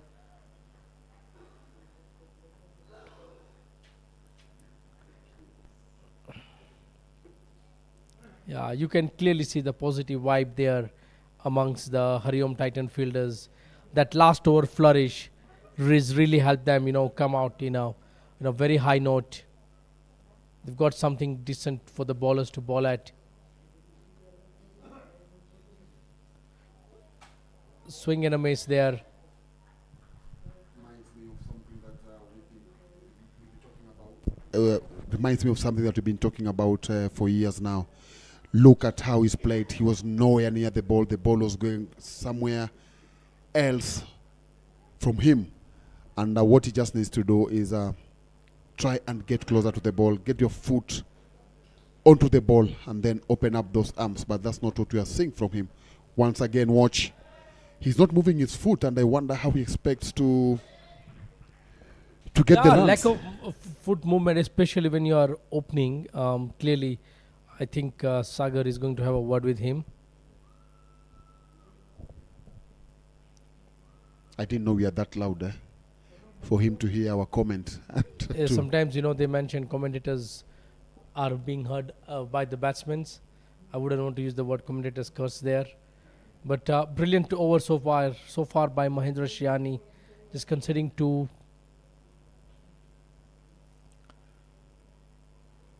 Drifted down the leg. That brings us to the end of the second over. NDOVU Crushers 9 runs for the loss of no wickets after the end of 2 overs.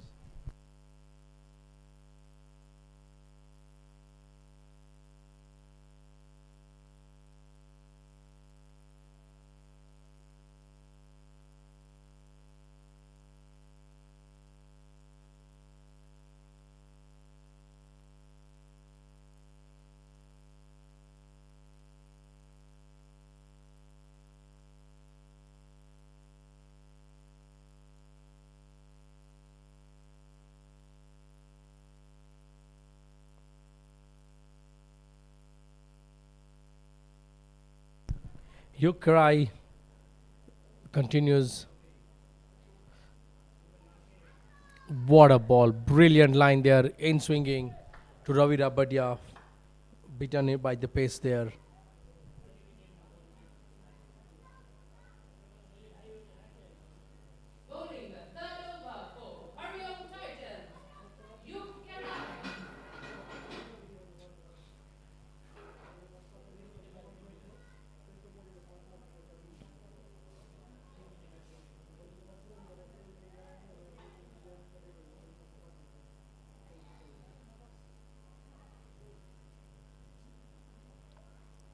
Outside edge once again. This will run down to the boundary region. Yes, welcome boundary for Ravi Rabadia. Didn't find the middle of the bat. But like they say, in the shortest format of the game, runs come in multiple ways, and that is one way to find runs. Outside edge, far from the first slip.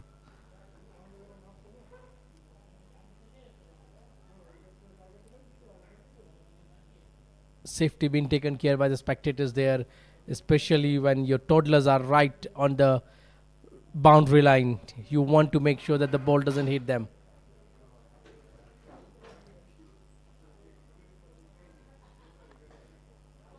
Brilliant. Brilliantly played there by Ravi Dabadia. At the point region. Back-to-back boundaries for the NDOVU Crushers. Picked up the length early.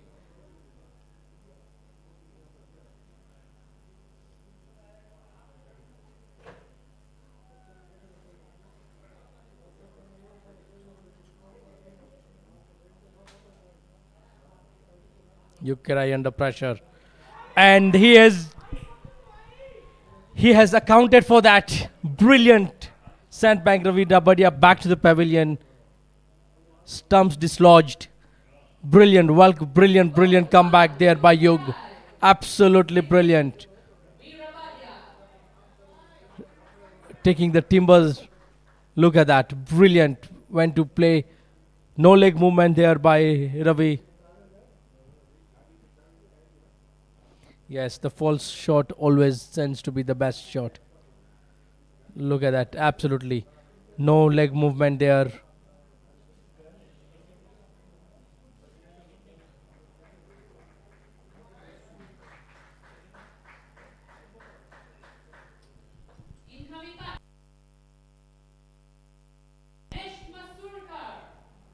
Ganesh has made his way to the middle. NDOVU Crushers have lost the first wicket. Always a difficult task. Always difficult when you lose early wickets when you're chasing a score. Always puts your team, slightly under the pressure.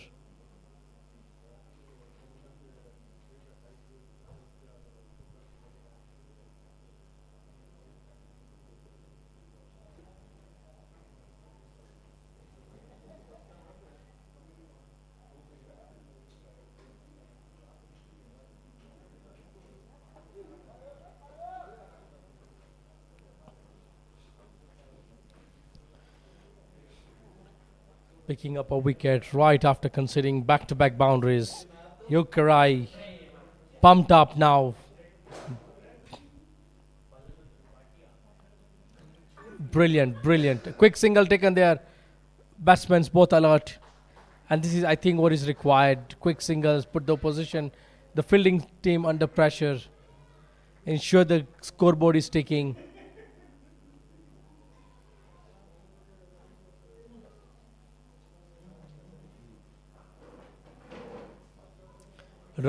Asking run rate, not a concern right now for the NDOVU Crushers. Just need to ensure they don't lose wickets in a hurry. They need a partnership. At least 4-5 overs just to stabilize this innings.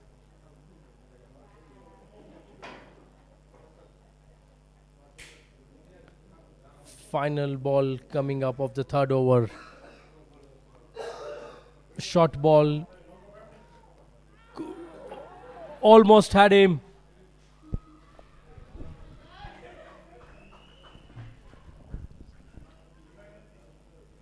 At the end of the 3 overs, it's 18 for 1.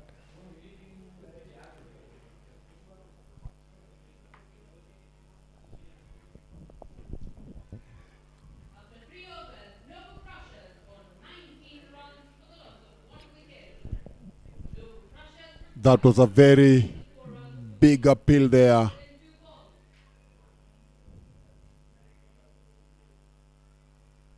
Safely home, and that's why they didn't bother to refer. Good call from the umpire.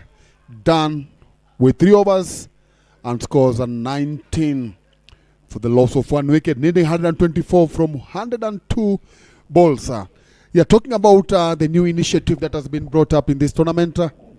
We've got for every dot ball, we have tree planting.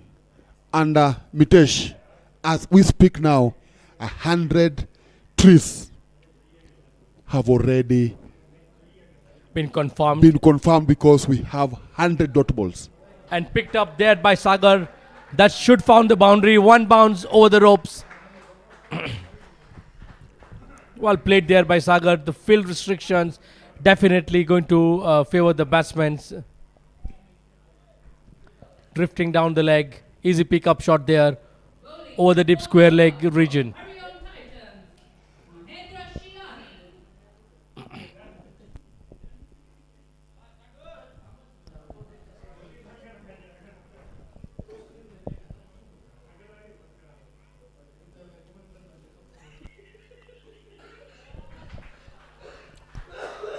Well played down the ground. Easy single picking.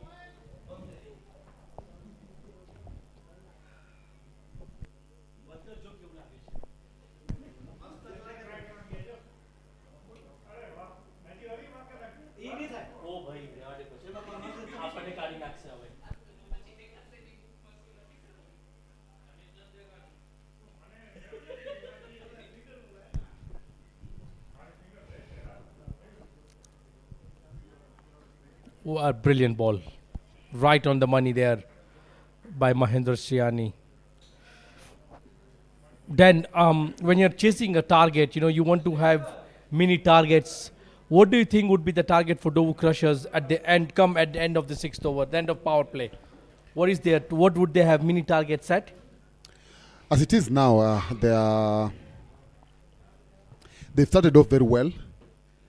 They are not badly off, because scoring at 6 runs and over, if they can be able to get it to around 8 and over, so which means they'll be around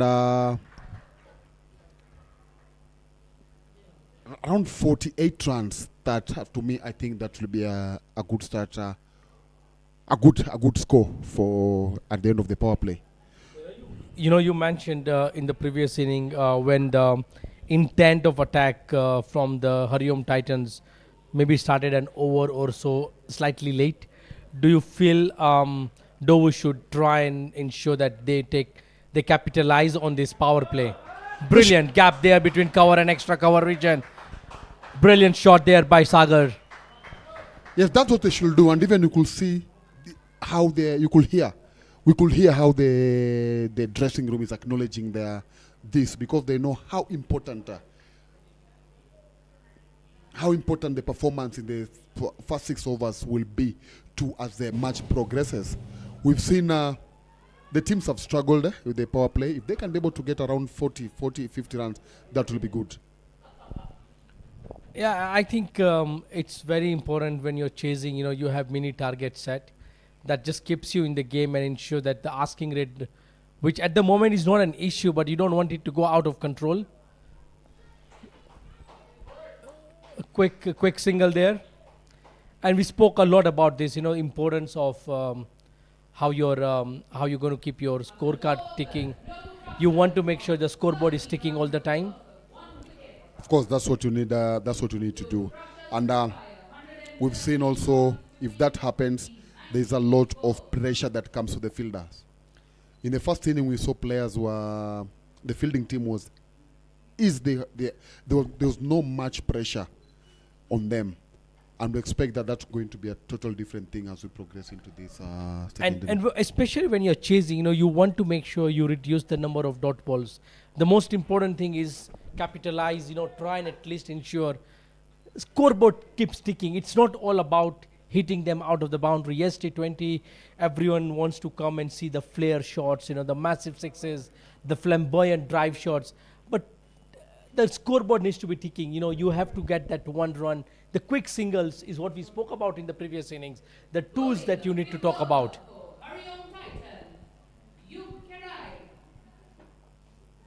Their chance there, yes. Second wicket.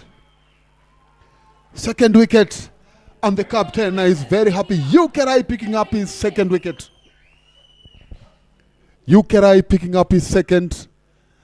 And now, I hope things won't be tough for the NDOVUs. I think he was beaten. He just failed to reach the pace of the ball. I think it was slightly slower delivery by Yug. Just before he came to ball, I was about to say, do you think it's a very good choice for the captain to give him 3 on the trot? And while he's delivered it, look at that. Yes, slightly slow ball there. Sagar was a bit early on his shot. The captain is a happy man.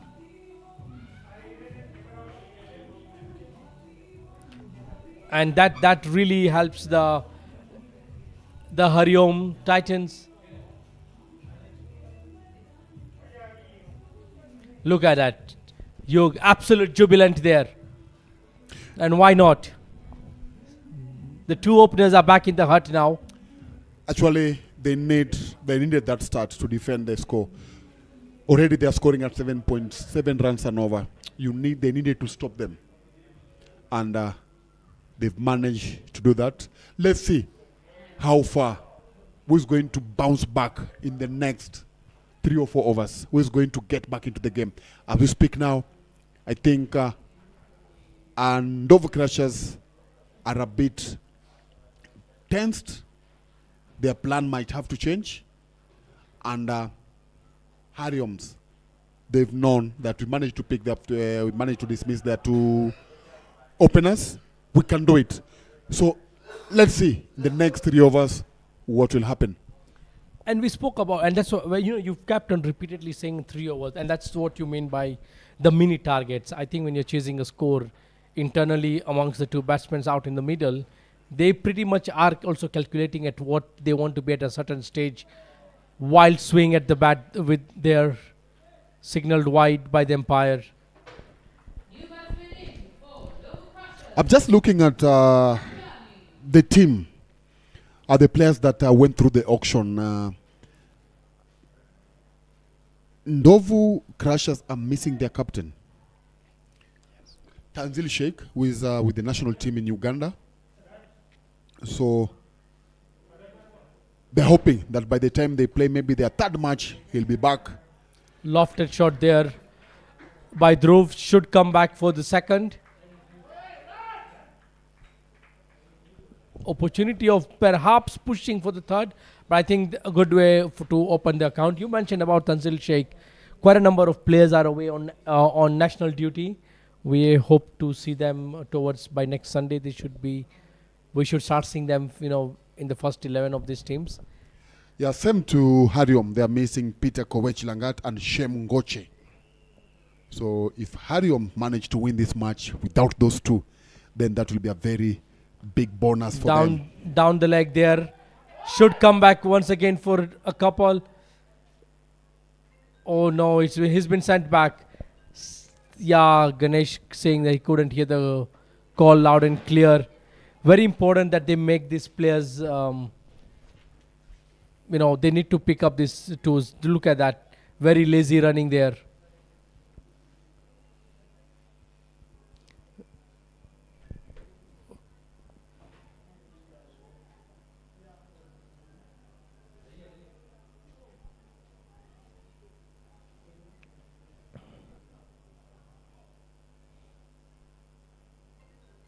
Oh, wild swing. Steps out. Failed to read the line. Brilliant ball there by Yukarai.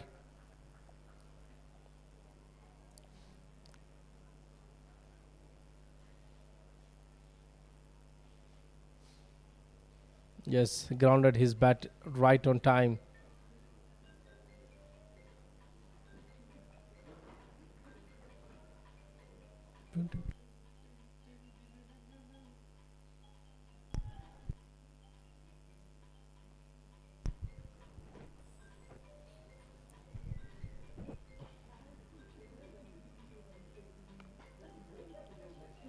Right at the fielder, slapped hard right at the fielder. Will pick up the single there. 2 relatively new batsmen out in the middle, Dhruv Vakjiani and Ganesh Masurkar. They need to put up a small partnership just to make sure that the chase is back on tracks.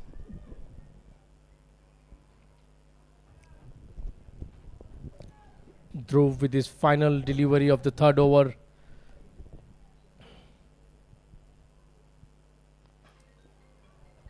What a shot there. Should come back for the 2nd. And with that brings us to the end of the 5th over. The NDOVU Crushers are 37 runs for the loss of 2 wickets. We spoke about 42 runs after 6. It's still a possible target here. They have remained are scoring around, kept on at 7.4 overs. So if they can get into 42 or even 50 into the power play, that will be something good for them.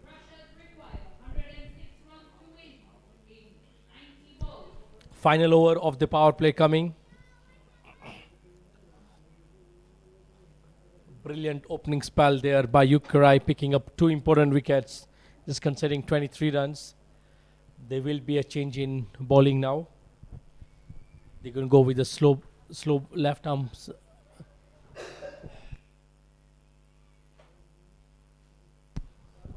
Samargaja Comes along with lots of experience. They couldn't be a better player right now for the captain to throw the ball at. Very good all-rounder.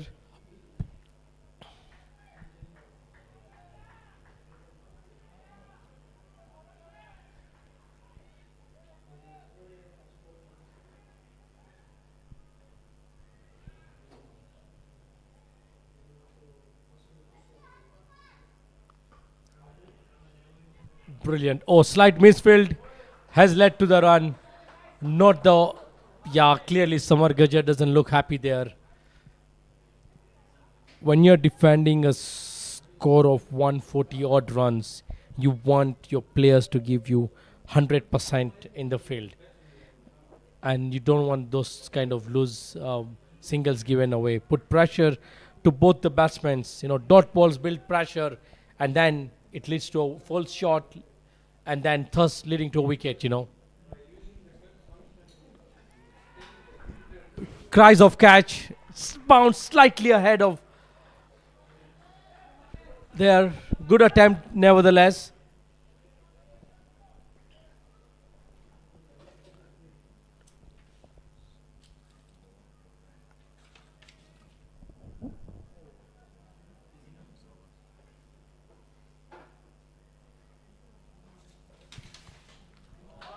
What a shot, yes. Yes, that's gone all the way to the boundary. Yes, Ganesh has smashed that, sent that packing. Exquisite shot from the middle of the bat. Straight over the bowler's head.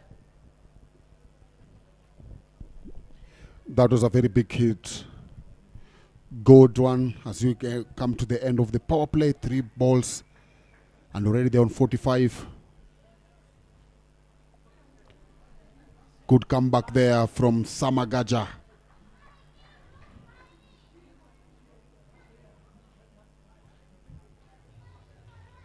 Good, well played. Body behind the ball and kept watching the ball as it hit the bat. Brilliantly played there to the short third man. Picked up the quick single. There you go. The wicket keeper Vishal urging his players to be on alert.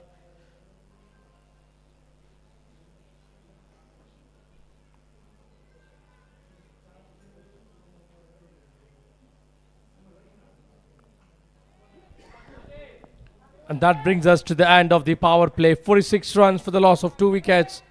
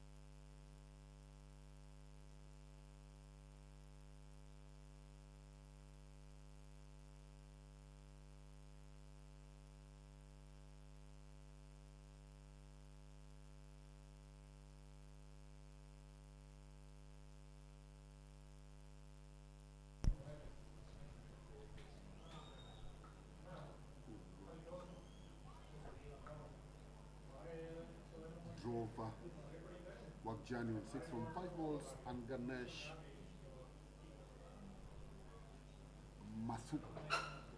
Masuka 11 from 9, requiring 97 from 84. Satish Irani is the new bowler. He had an opportunity of captaining his club, Sikh Union, they went down heavily to Sir Ali Muslim Club at Sir Ali this afternoon.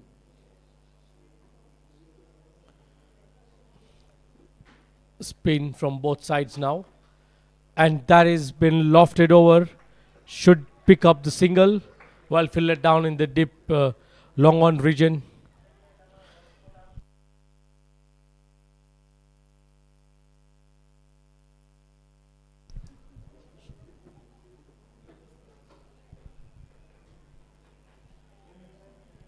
The field is opened up. 5 players can now be patrolling the boundary. We have long on, long off, deep mid wicket, deep square leg, and deep point. Brilliant single there. Yes, might be signaled as leg byes.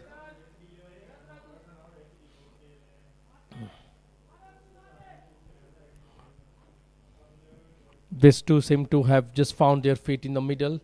They're going on well. Asking run rate is it's not an issue at this moment. The required run is just slightly a touch below 7. That should find the gap between the deep square leg and the deep mid wicket.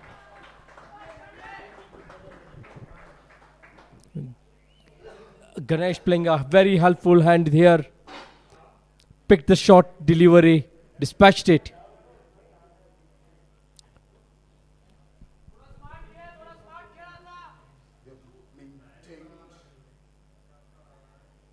They've maintained their run rate.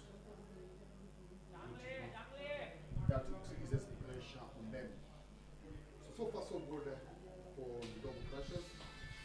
As they seek to open their account on a winning note in this 1 month long tournament.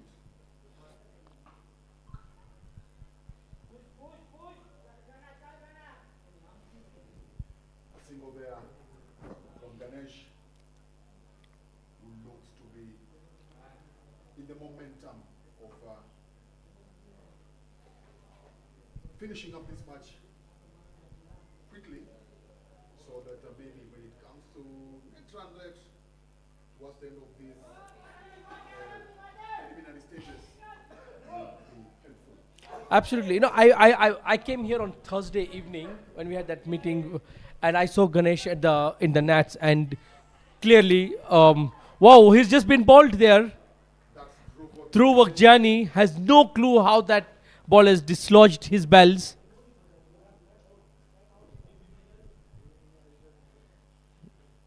A wicket against the run of the play there.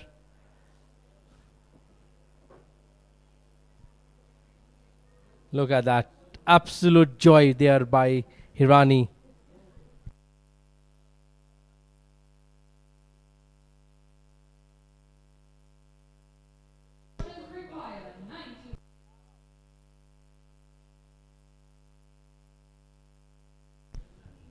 The NDOVU Crushers, 3 down. Yes, joy there by from onto the face of Hirani there. Cleaned in up with his brilliant ball there. Mehul Asani needs to play a good knock here. Support Ganesh. Put up a good partnership now.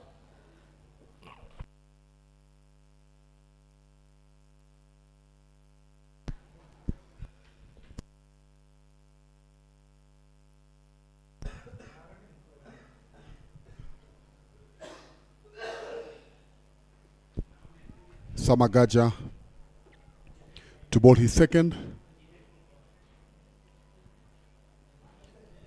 Niraj must be a happy man with whatever he's seeing. Yes. So far, it's been a brilliant day for him. Yeah, of course. He had a very good time with the bat. Quick single. Brilliant there. Ganesh seeing that an opportunity of quick singles is there. He'll definitely want to capitalize on that. Mehul Asani facing Samar Gajjar now.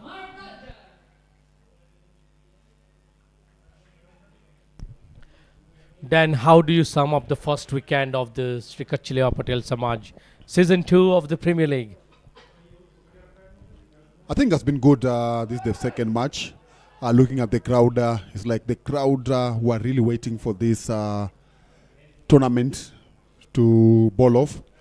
And the players, it's good also to see that they are playing after the league the NPCL league had started. So it gives them an opportunity to have more cricket and go back to a club like a Sunday. You've managed to get some chance to bat, and you come here, you just have to continue. So it has been good. Already we have 1 half century. We're hoping that tomorrow 2 different teams will be playing. They're going to just allow us to see more entertainment. Entertainment like that is what we'll be looking for, but unfortunately that one, I'll call it, was a mini 6 because it just went past the 30 yards. 30 yards. Yeah, didn't time that at all.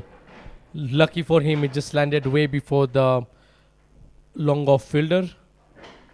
Final ball of Samar Gajar's second over. Brilliantly played there, slapped through the cover region.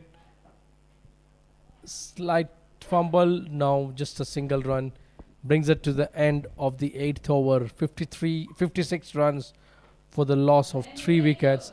Asking rates now slightly creeping over 7 runs.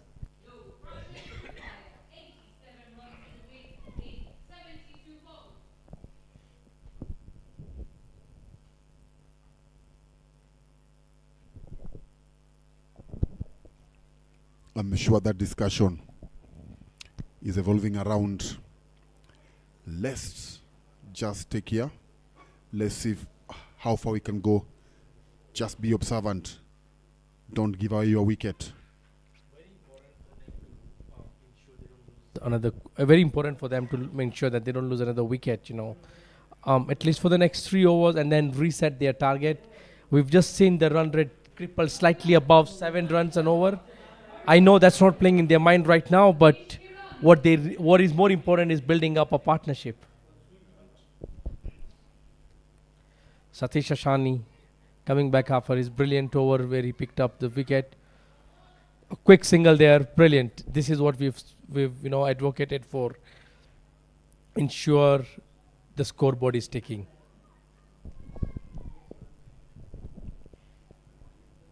In a chase where the asking rate is just 7 runs, a notch above 7, a single every ball will easily keep you in the touching distance of the asking rate.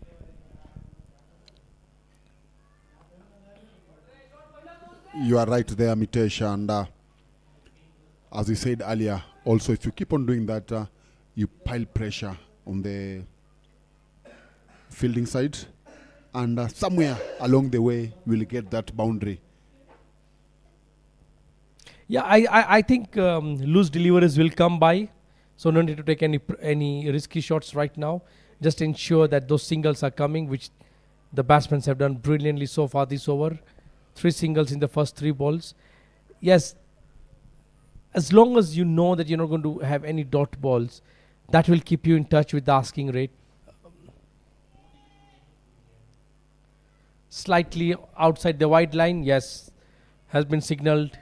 Extras has been a concern. We spoke about this yesterday's game, especially when you're defending this small, a total of 140. Oh, they almost had him there. Brilliant comeback there by Satish.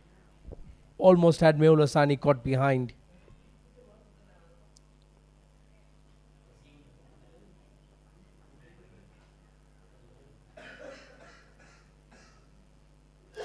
Trying to ensure his players are positioned in the right angles.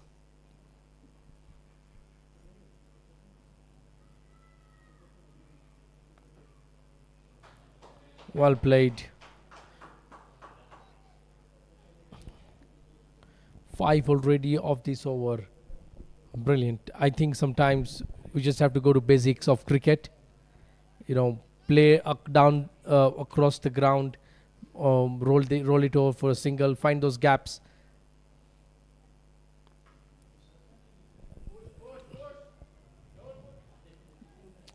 6 of the over. Brings us to the end of 9 overs, 62 runs for the loss of 3 wickets. Mehul Asani and Ganesh Masurkar in the middle for NDOVU Crushers. Mitesh, at this particular time in the first inning, HARIOM were on 56 for the loss of 3 wickets. So NDOVU are just ahead with only 6 runs. So HARIOM Titans should not look like, they should not feel like they are far away from victory or put pressure on themselves. They should be happy that they have done well. 3 wickets, they had lost 3 wickets also, but 6 runs is what they are ahead with. So if they manage to get a wicket here, then they'll be on top of the game. No, absolutely. Look, it's too early to call which side the wind is swaying right now. But like you said, yes, a quick wicket here, a couple of quick wickets here definitely changes the tide to the fielding side. Slogs that once again to the deep region for a single. I think these 2 batsmen are doing good. Mehul could be struggling with his timing so far, but I think he needs to play the second fiddle now. Give strike to Ganesh as much as he can. 3 of 7 for Mehul. Lofted that over the bowler's head. Should be an easy picking. No issues at all if the boundaries dry up. Just need to ensure that you're rotating the strikes. The singles are coming. The bad ball will come. Then you can take advantage of that.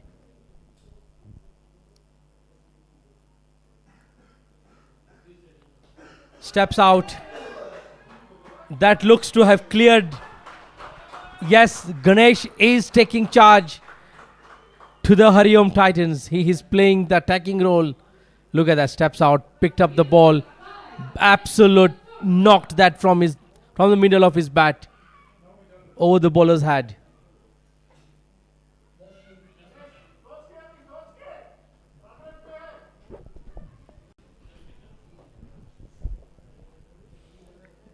We can hear from our comm box the coach of the NDOVU Crushers. What a shot there. Ganesh doesn't seem to be taking a back step. Straight into the soda can tent. That's a massive 6. Right from the screws. 2 lusty blows has well taken care of the asking rate. Well below 6 now.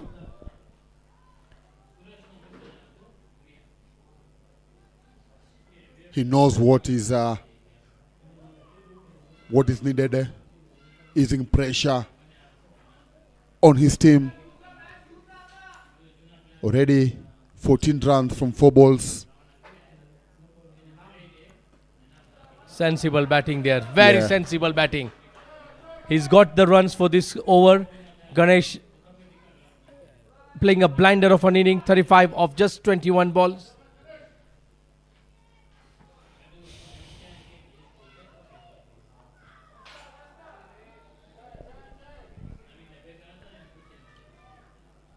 We are done with 10 overs of this second inning.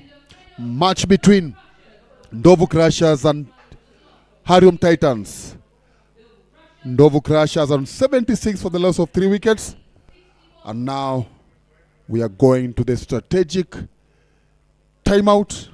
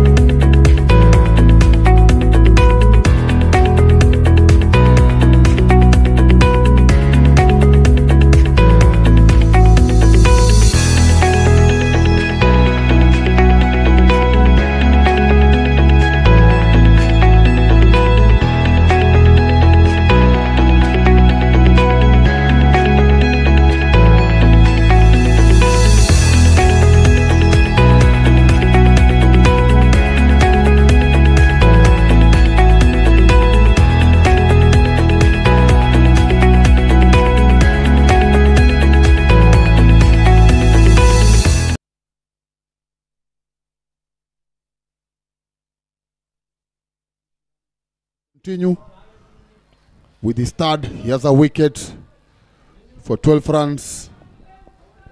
Ganesh Masuka is the man that is making all the havoc here. A swing and a miss there by Mehul Hassani. I think he needs to give the single to the informed Ganesh. He seems to be struggling to find the middle of the bat. 4 of 10 deliveries. You know, this could be the difference between chasing down this score.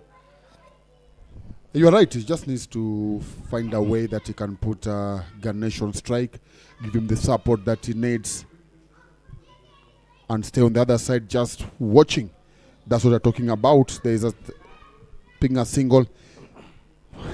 Sometimes the best seat in the house is to stay on the non-striker's end and enjoy the display that Ganesh has put up for not just his team but for the spectators out there. And even when you're doing that, if you're on the other side, you are learning one or two things when you are seeing. I'm sure he learned something when it's he saw the best seat in the house. Look at that. Brilliantly played there in the gap for a single. I'm sure when those sixes were being hit, Mehul was just watching what was happening.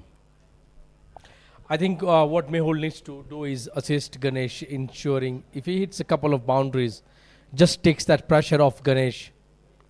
There you go. It's shot that over. Should clear the boundary. Oh, what a massive. It's gone right out of the screws of his bat. And I think, like you mentioned earlier, Dan, our cries are heard out there in the middle. I doubt if that ball will come back. Yeah, I've just seen a ball being an alternative ball given to the fielders. I've seen an alternative ball given to the fielders. What a shot that was. You are right, that was a very, very big shot. And an important one. Already now they are heading towards the 100 mark. 16 runs short of the 100 mark.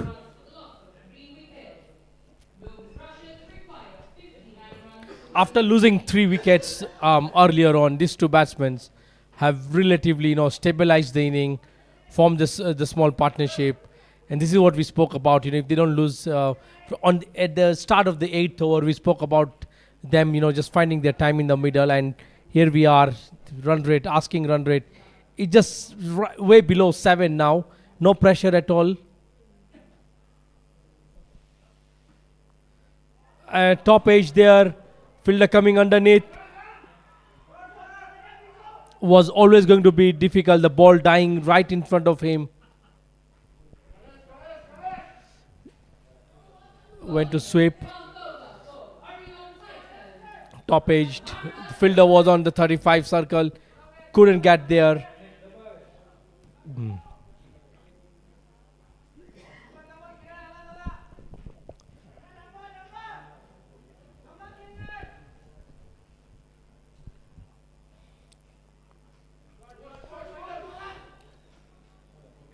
That was a very lovely shot. Being sent back.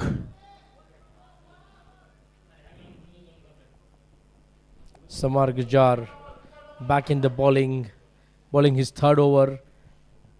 Has been quite a miser when it comes to giving out runs. Bowled brilliantly, just conceding 16 so far of his 3. That is impressive. If current score is anything to go by. He was wicketless, but he's managed to dry the runs flow, the runs flow from his side. Steps out, yes. Picked up early by Samar, shortened his length on that case.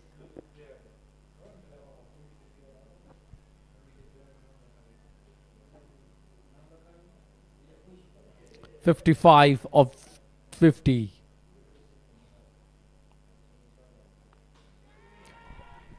Up in the air, but only one runner.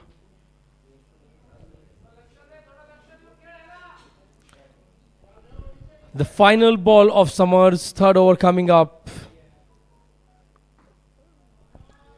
Oh, that's a misfield.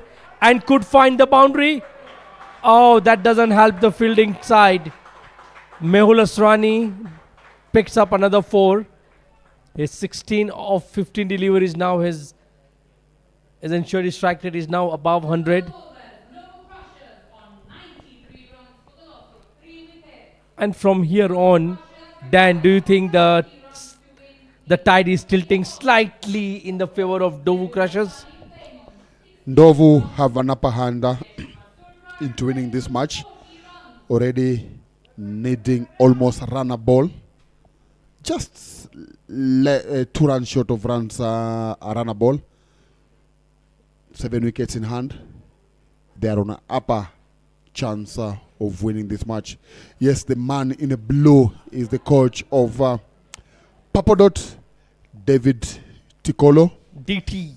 Yeah, DT is here to watch his next opponent, because he's done with the first match yesterday losing, and now he's decided, let me spend some time to watch how my next opponents are playing. And we can see, the NDOVU Crushers fans out there in the... You just can't miss the yellow color.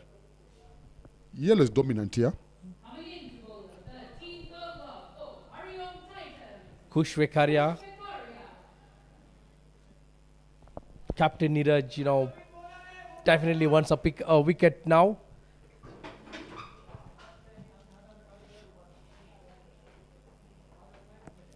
(93 runs for the loss of 3 wickets. Ganesh Masurkar.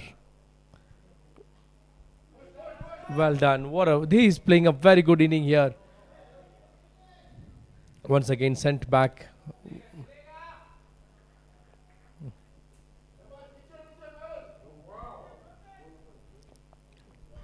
And good to see how Mehul has, increased his strike rate. Managed to find his feet in the middle there now. Understands how the pitch is behaving, how the ball is coming onto his bat.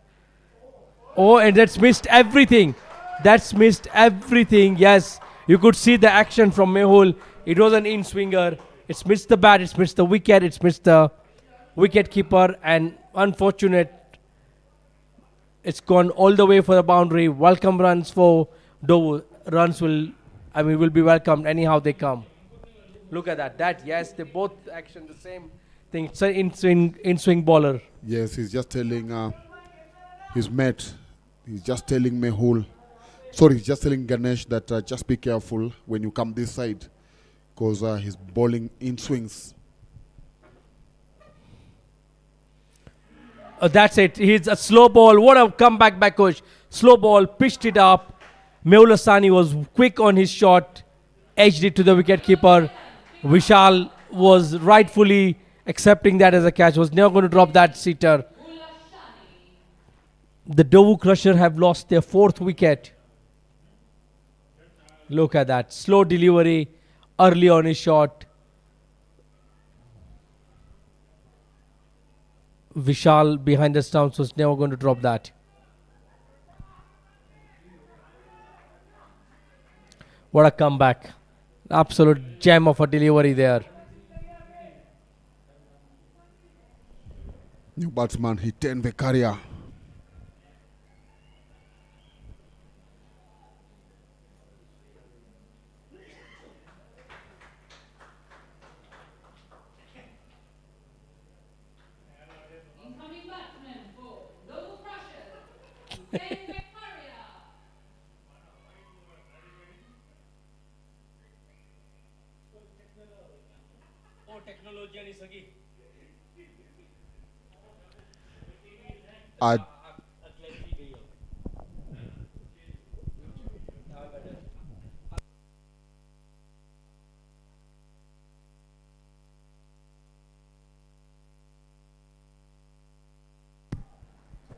Hiten Vekaria needs to play a good supporting role to the senior batsman out there, the more settled batsman Ganesh Masurkar.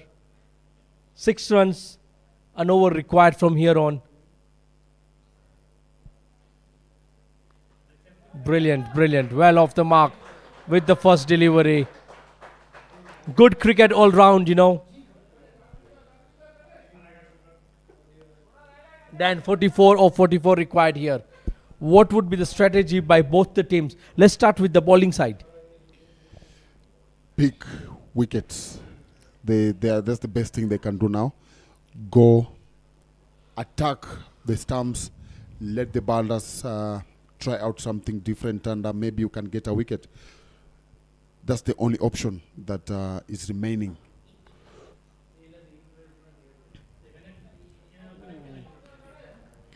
And for the fielding, for the batters,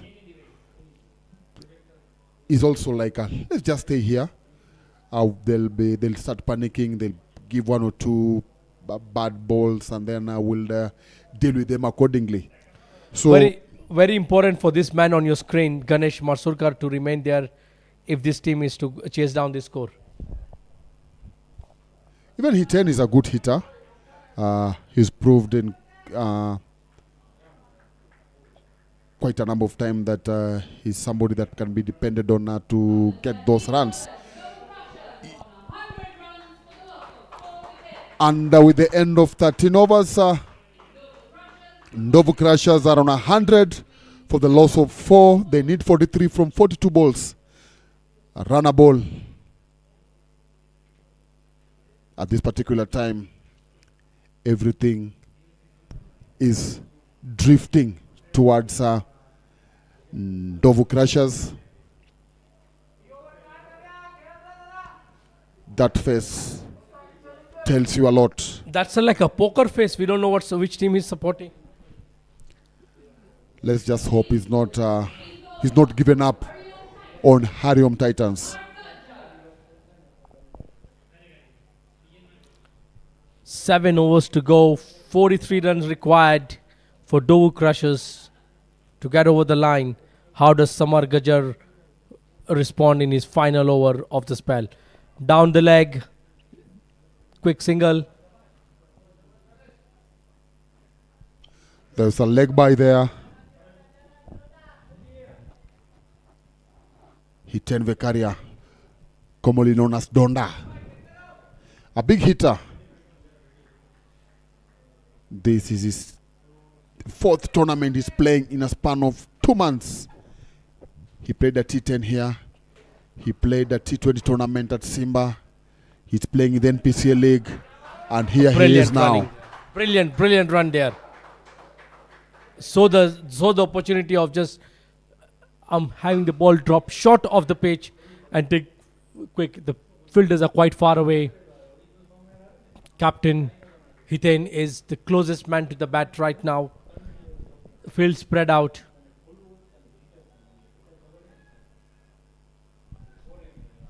Once again, soft hands.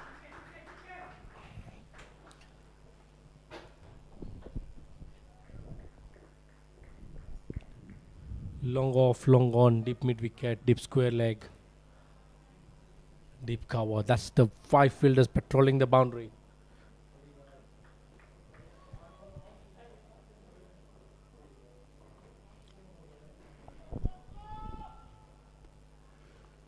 Oh, what turn there. The pitch is now it's turning, which we haven't seen this sort of a turn so far today.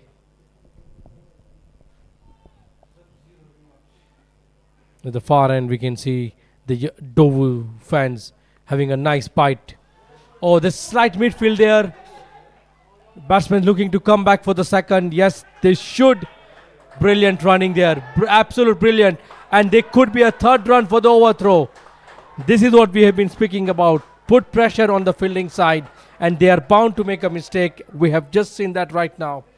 What was supposed to have been no run has led up to 3 runs. And now they're into a run a ball.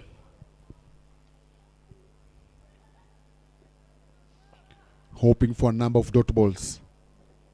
But with the settled Ganesh on 43.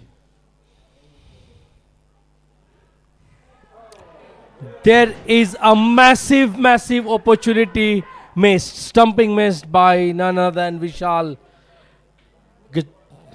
Oh, look at that. It's missed the bat. It's missed the wicket keeper. How big of a let-off is this in the context of the game? Their run a ball required. He was miles away. And even he had given up. He was gone for all the money. He knew it was over for him. Just watch him. Done with 14 overs.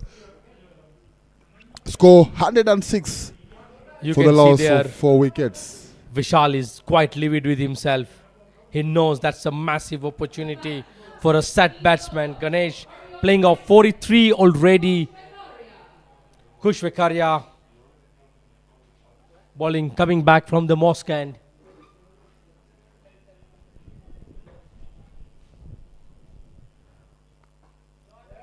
Shot very well played there.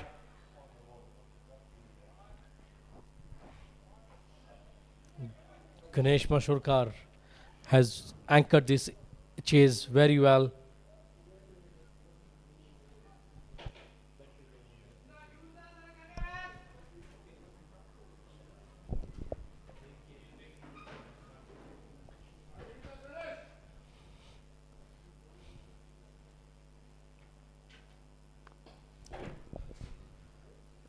Trying to hit hard. A single there.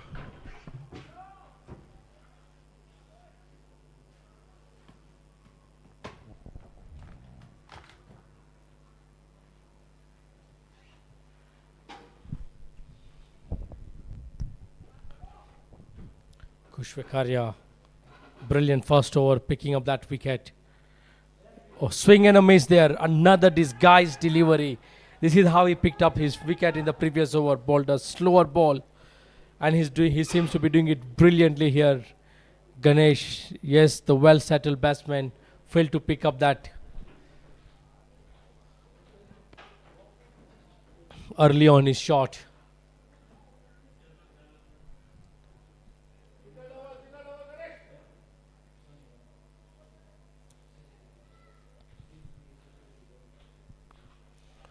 Brilliantly played. Soft hands there. Single only.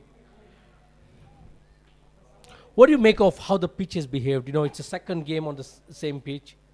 Have you seen any difference? Is the ball coming in slow? Not yet. No any uneven bounces. I think the wicket has been a bit slow, and it has really favored the bowlers. We've not seen some big scores,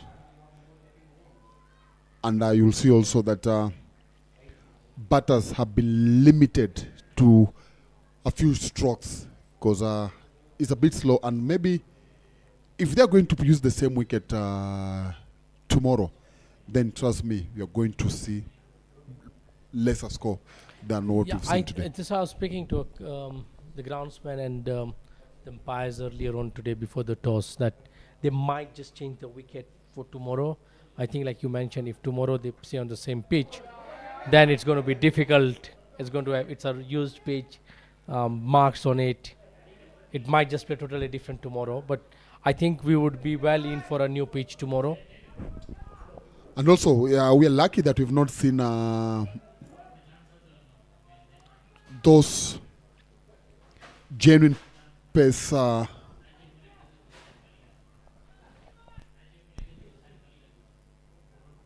That's a free hit. Top edged. Should.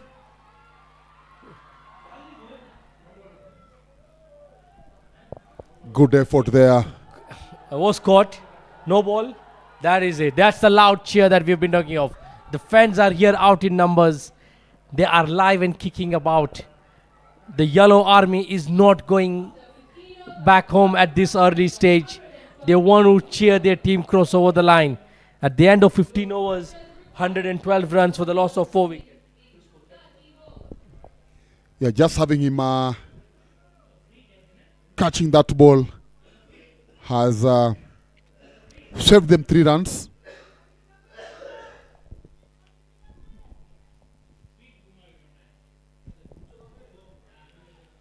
It was a free hit.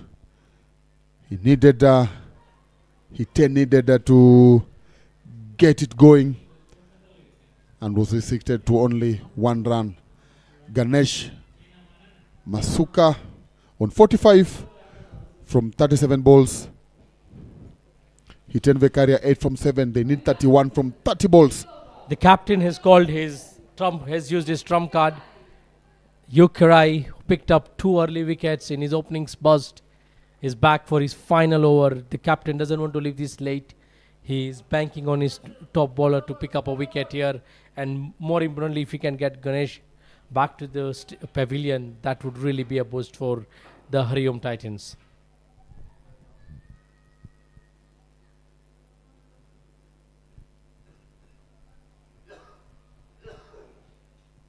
(31 of 30). Slapped hard.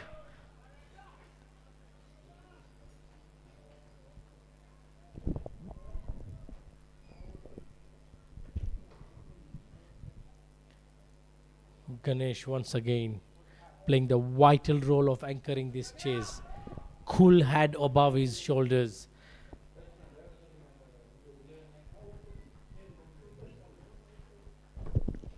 The good thing is also they have managed to keep their wickets.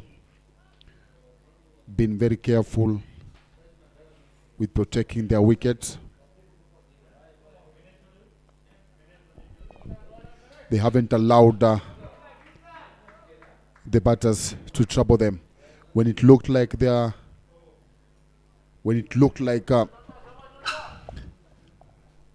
HARIOM will bounce back, NDOVU Crashers batters kept it cool, and now they are on a comfortable seat in their quest for a first victory in their first match. Sent back. Ganesh doesn't want to come back for the second. 4 runs short of a second century of this event.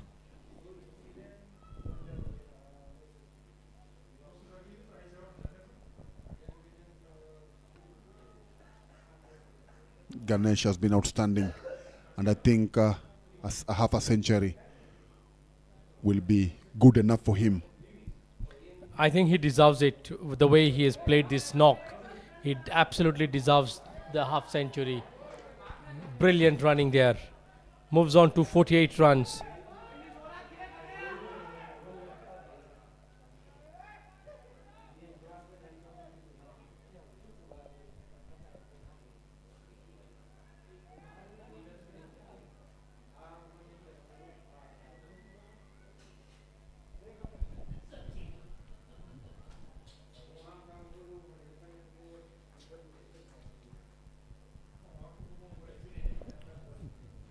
Yukirai needs to deliver something for his captain to cheer up. Played with the soft hands by Ganesh Marsurkar.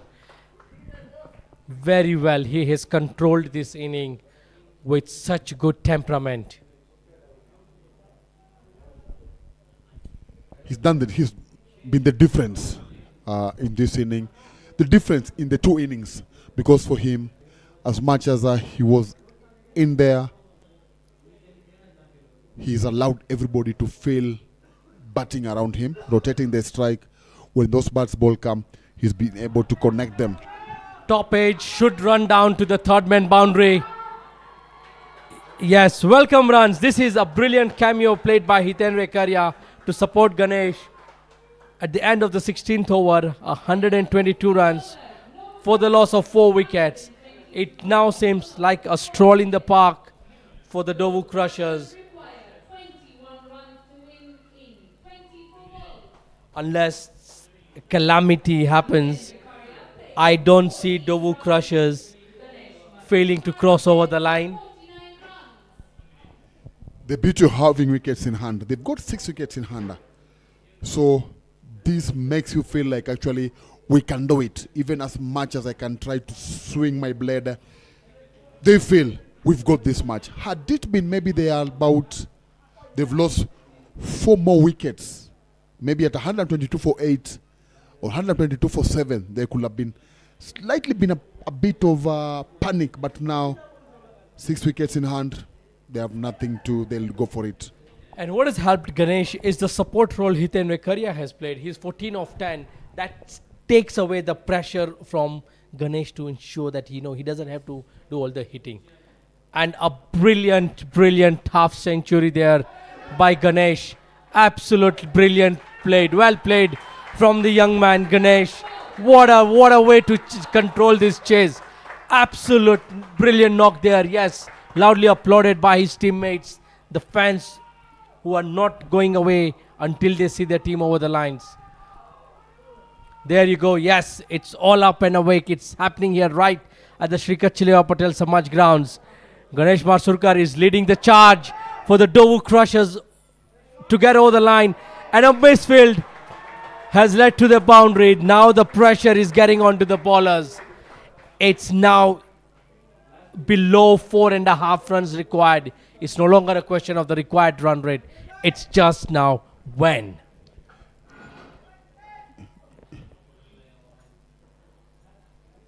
Today, in the NPC, earlier on today in the NPC League matches, Ganesh turned up for his club, Ngara Sports Club, and scoring 17 from 32 balls. So it's a good way to end the day. They lost to Nairobi Gymkhana, but it's good to see that he picked maybe 1 or 2 lessons from the loss and he's managed to improve on that and scoring the second half century of this tournament on just day 2.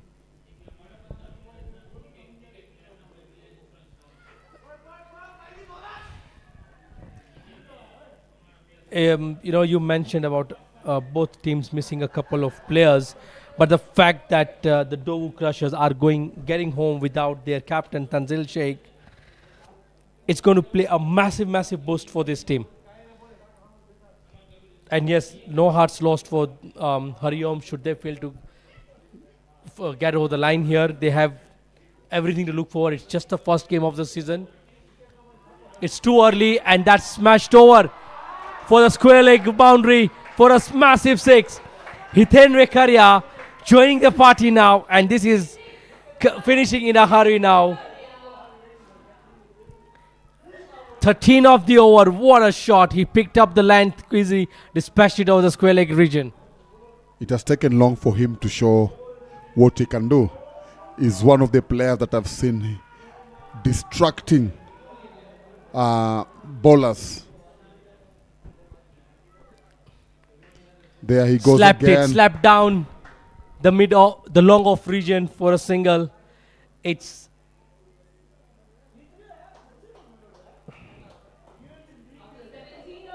7 required in 3 overs. A brilliant cameo of 26 of 14 by Hiten Vekaria. Ganesh Marsurkar played the brilliant anchoring role, yet striking above 120. It's been a brilliant display of batting here by the NDOVU Crushers. And like their name suggests, yes, they are well in. Look at those kids. Look at the yellow army, the yellow and green. They're not leaving this. They are in full voice. This team has stepped up, lived up to its name, the NDOVU Crushers.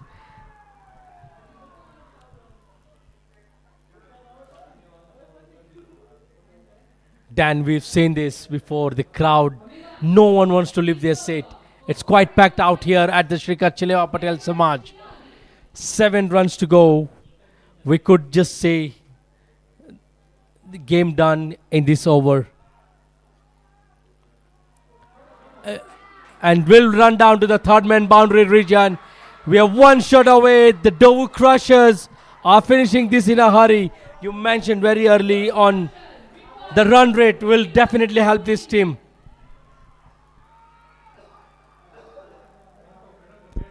And NDOVU Crushers fans now must be the loudest on this ground.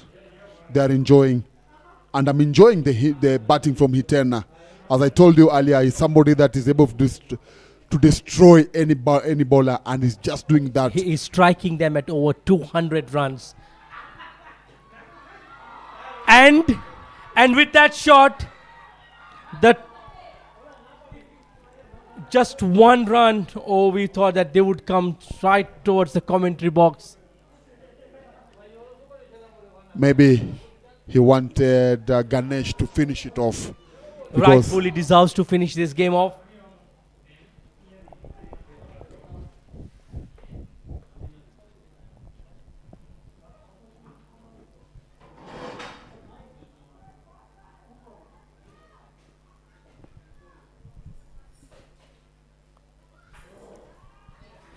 And with that shot, the Titans have been crushed by the NDOVU Crushers. Game, set and match. The Crushers have won by 6 wickets, and what a massive performance by them. To all of us, to all of you watching out there, we'll see you tomorrow right here, same time at the Sri Kachiliya Patel Samaj. Don't forget to join us tomorrow evening at 7 p.m.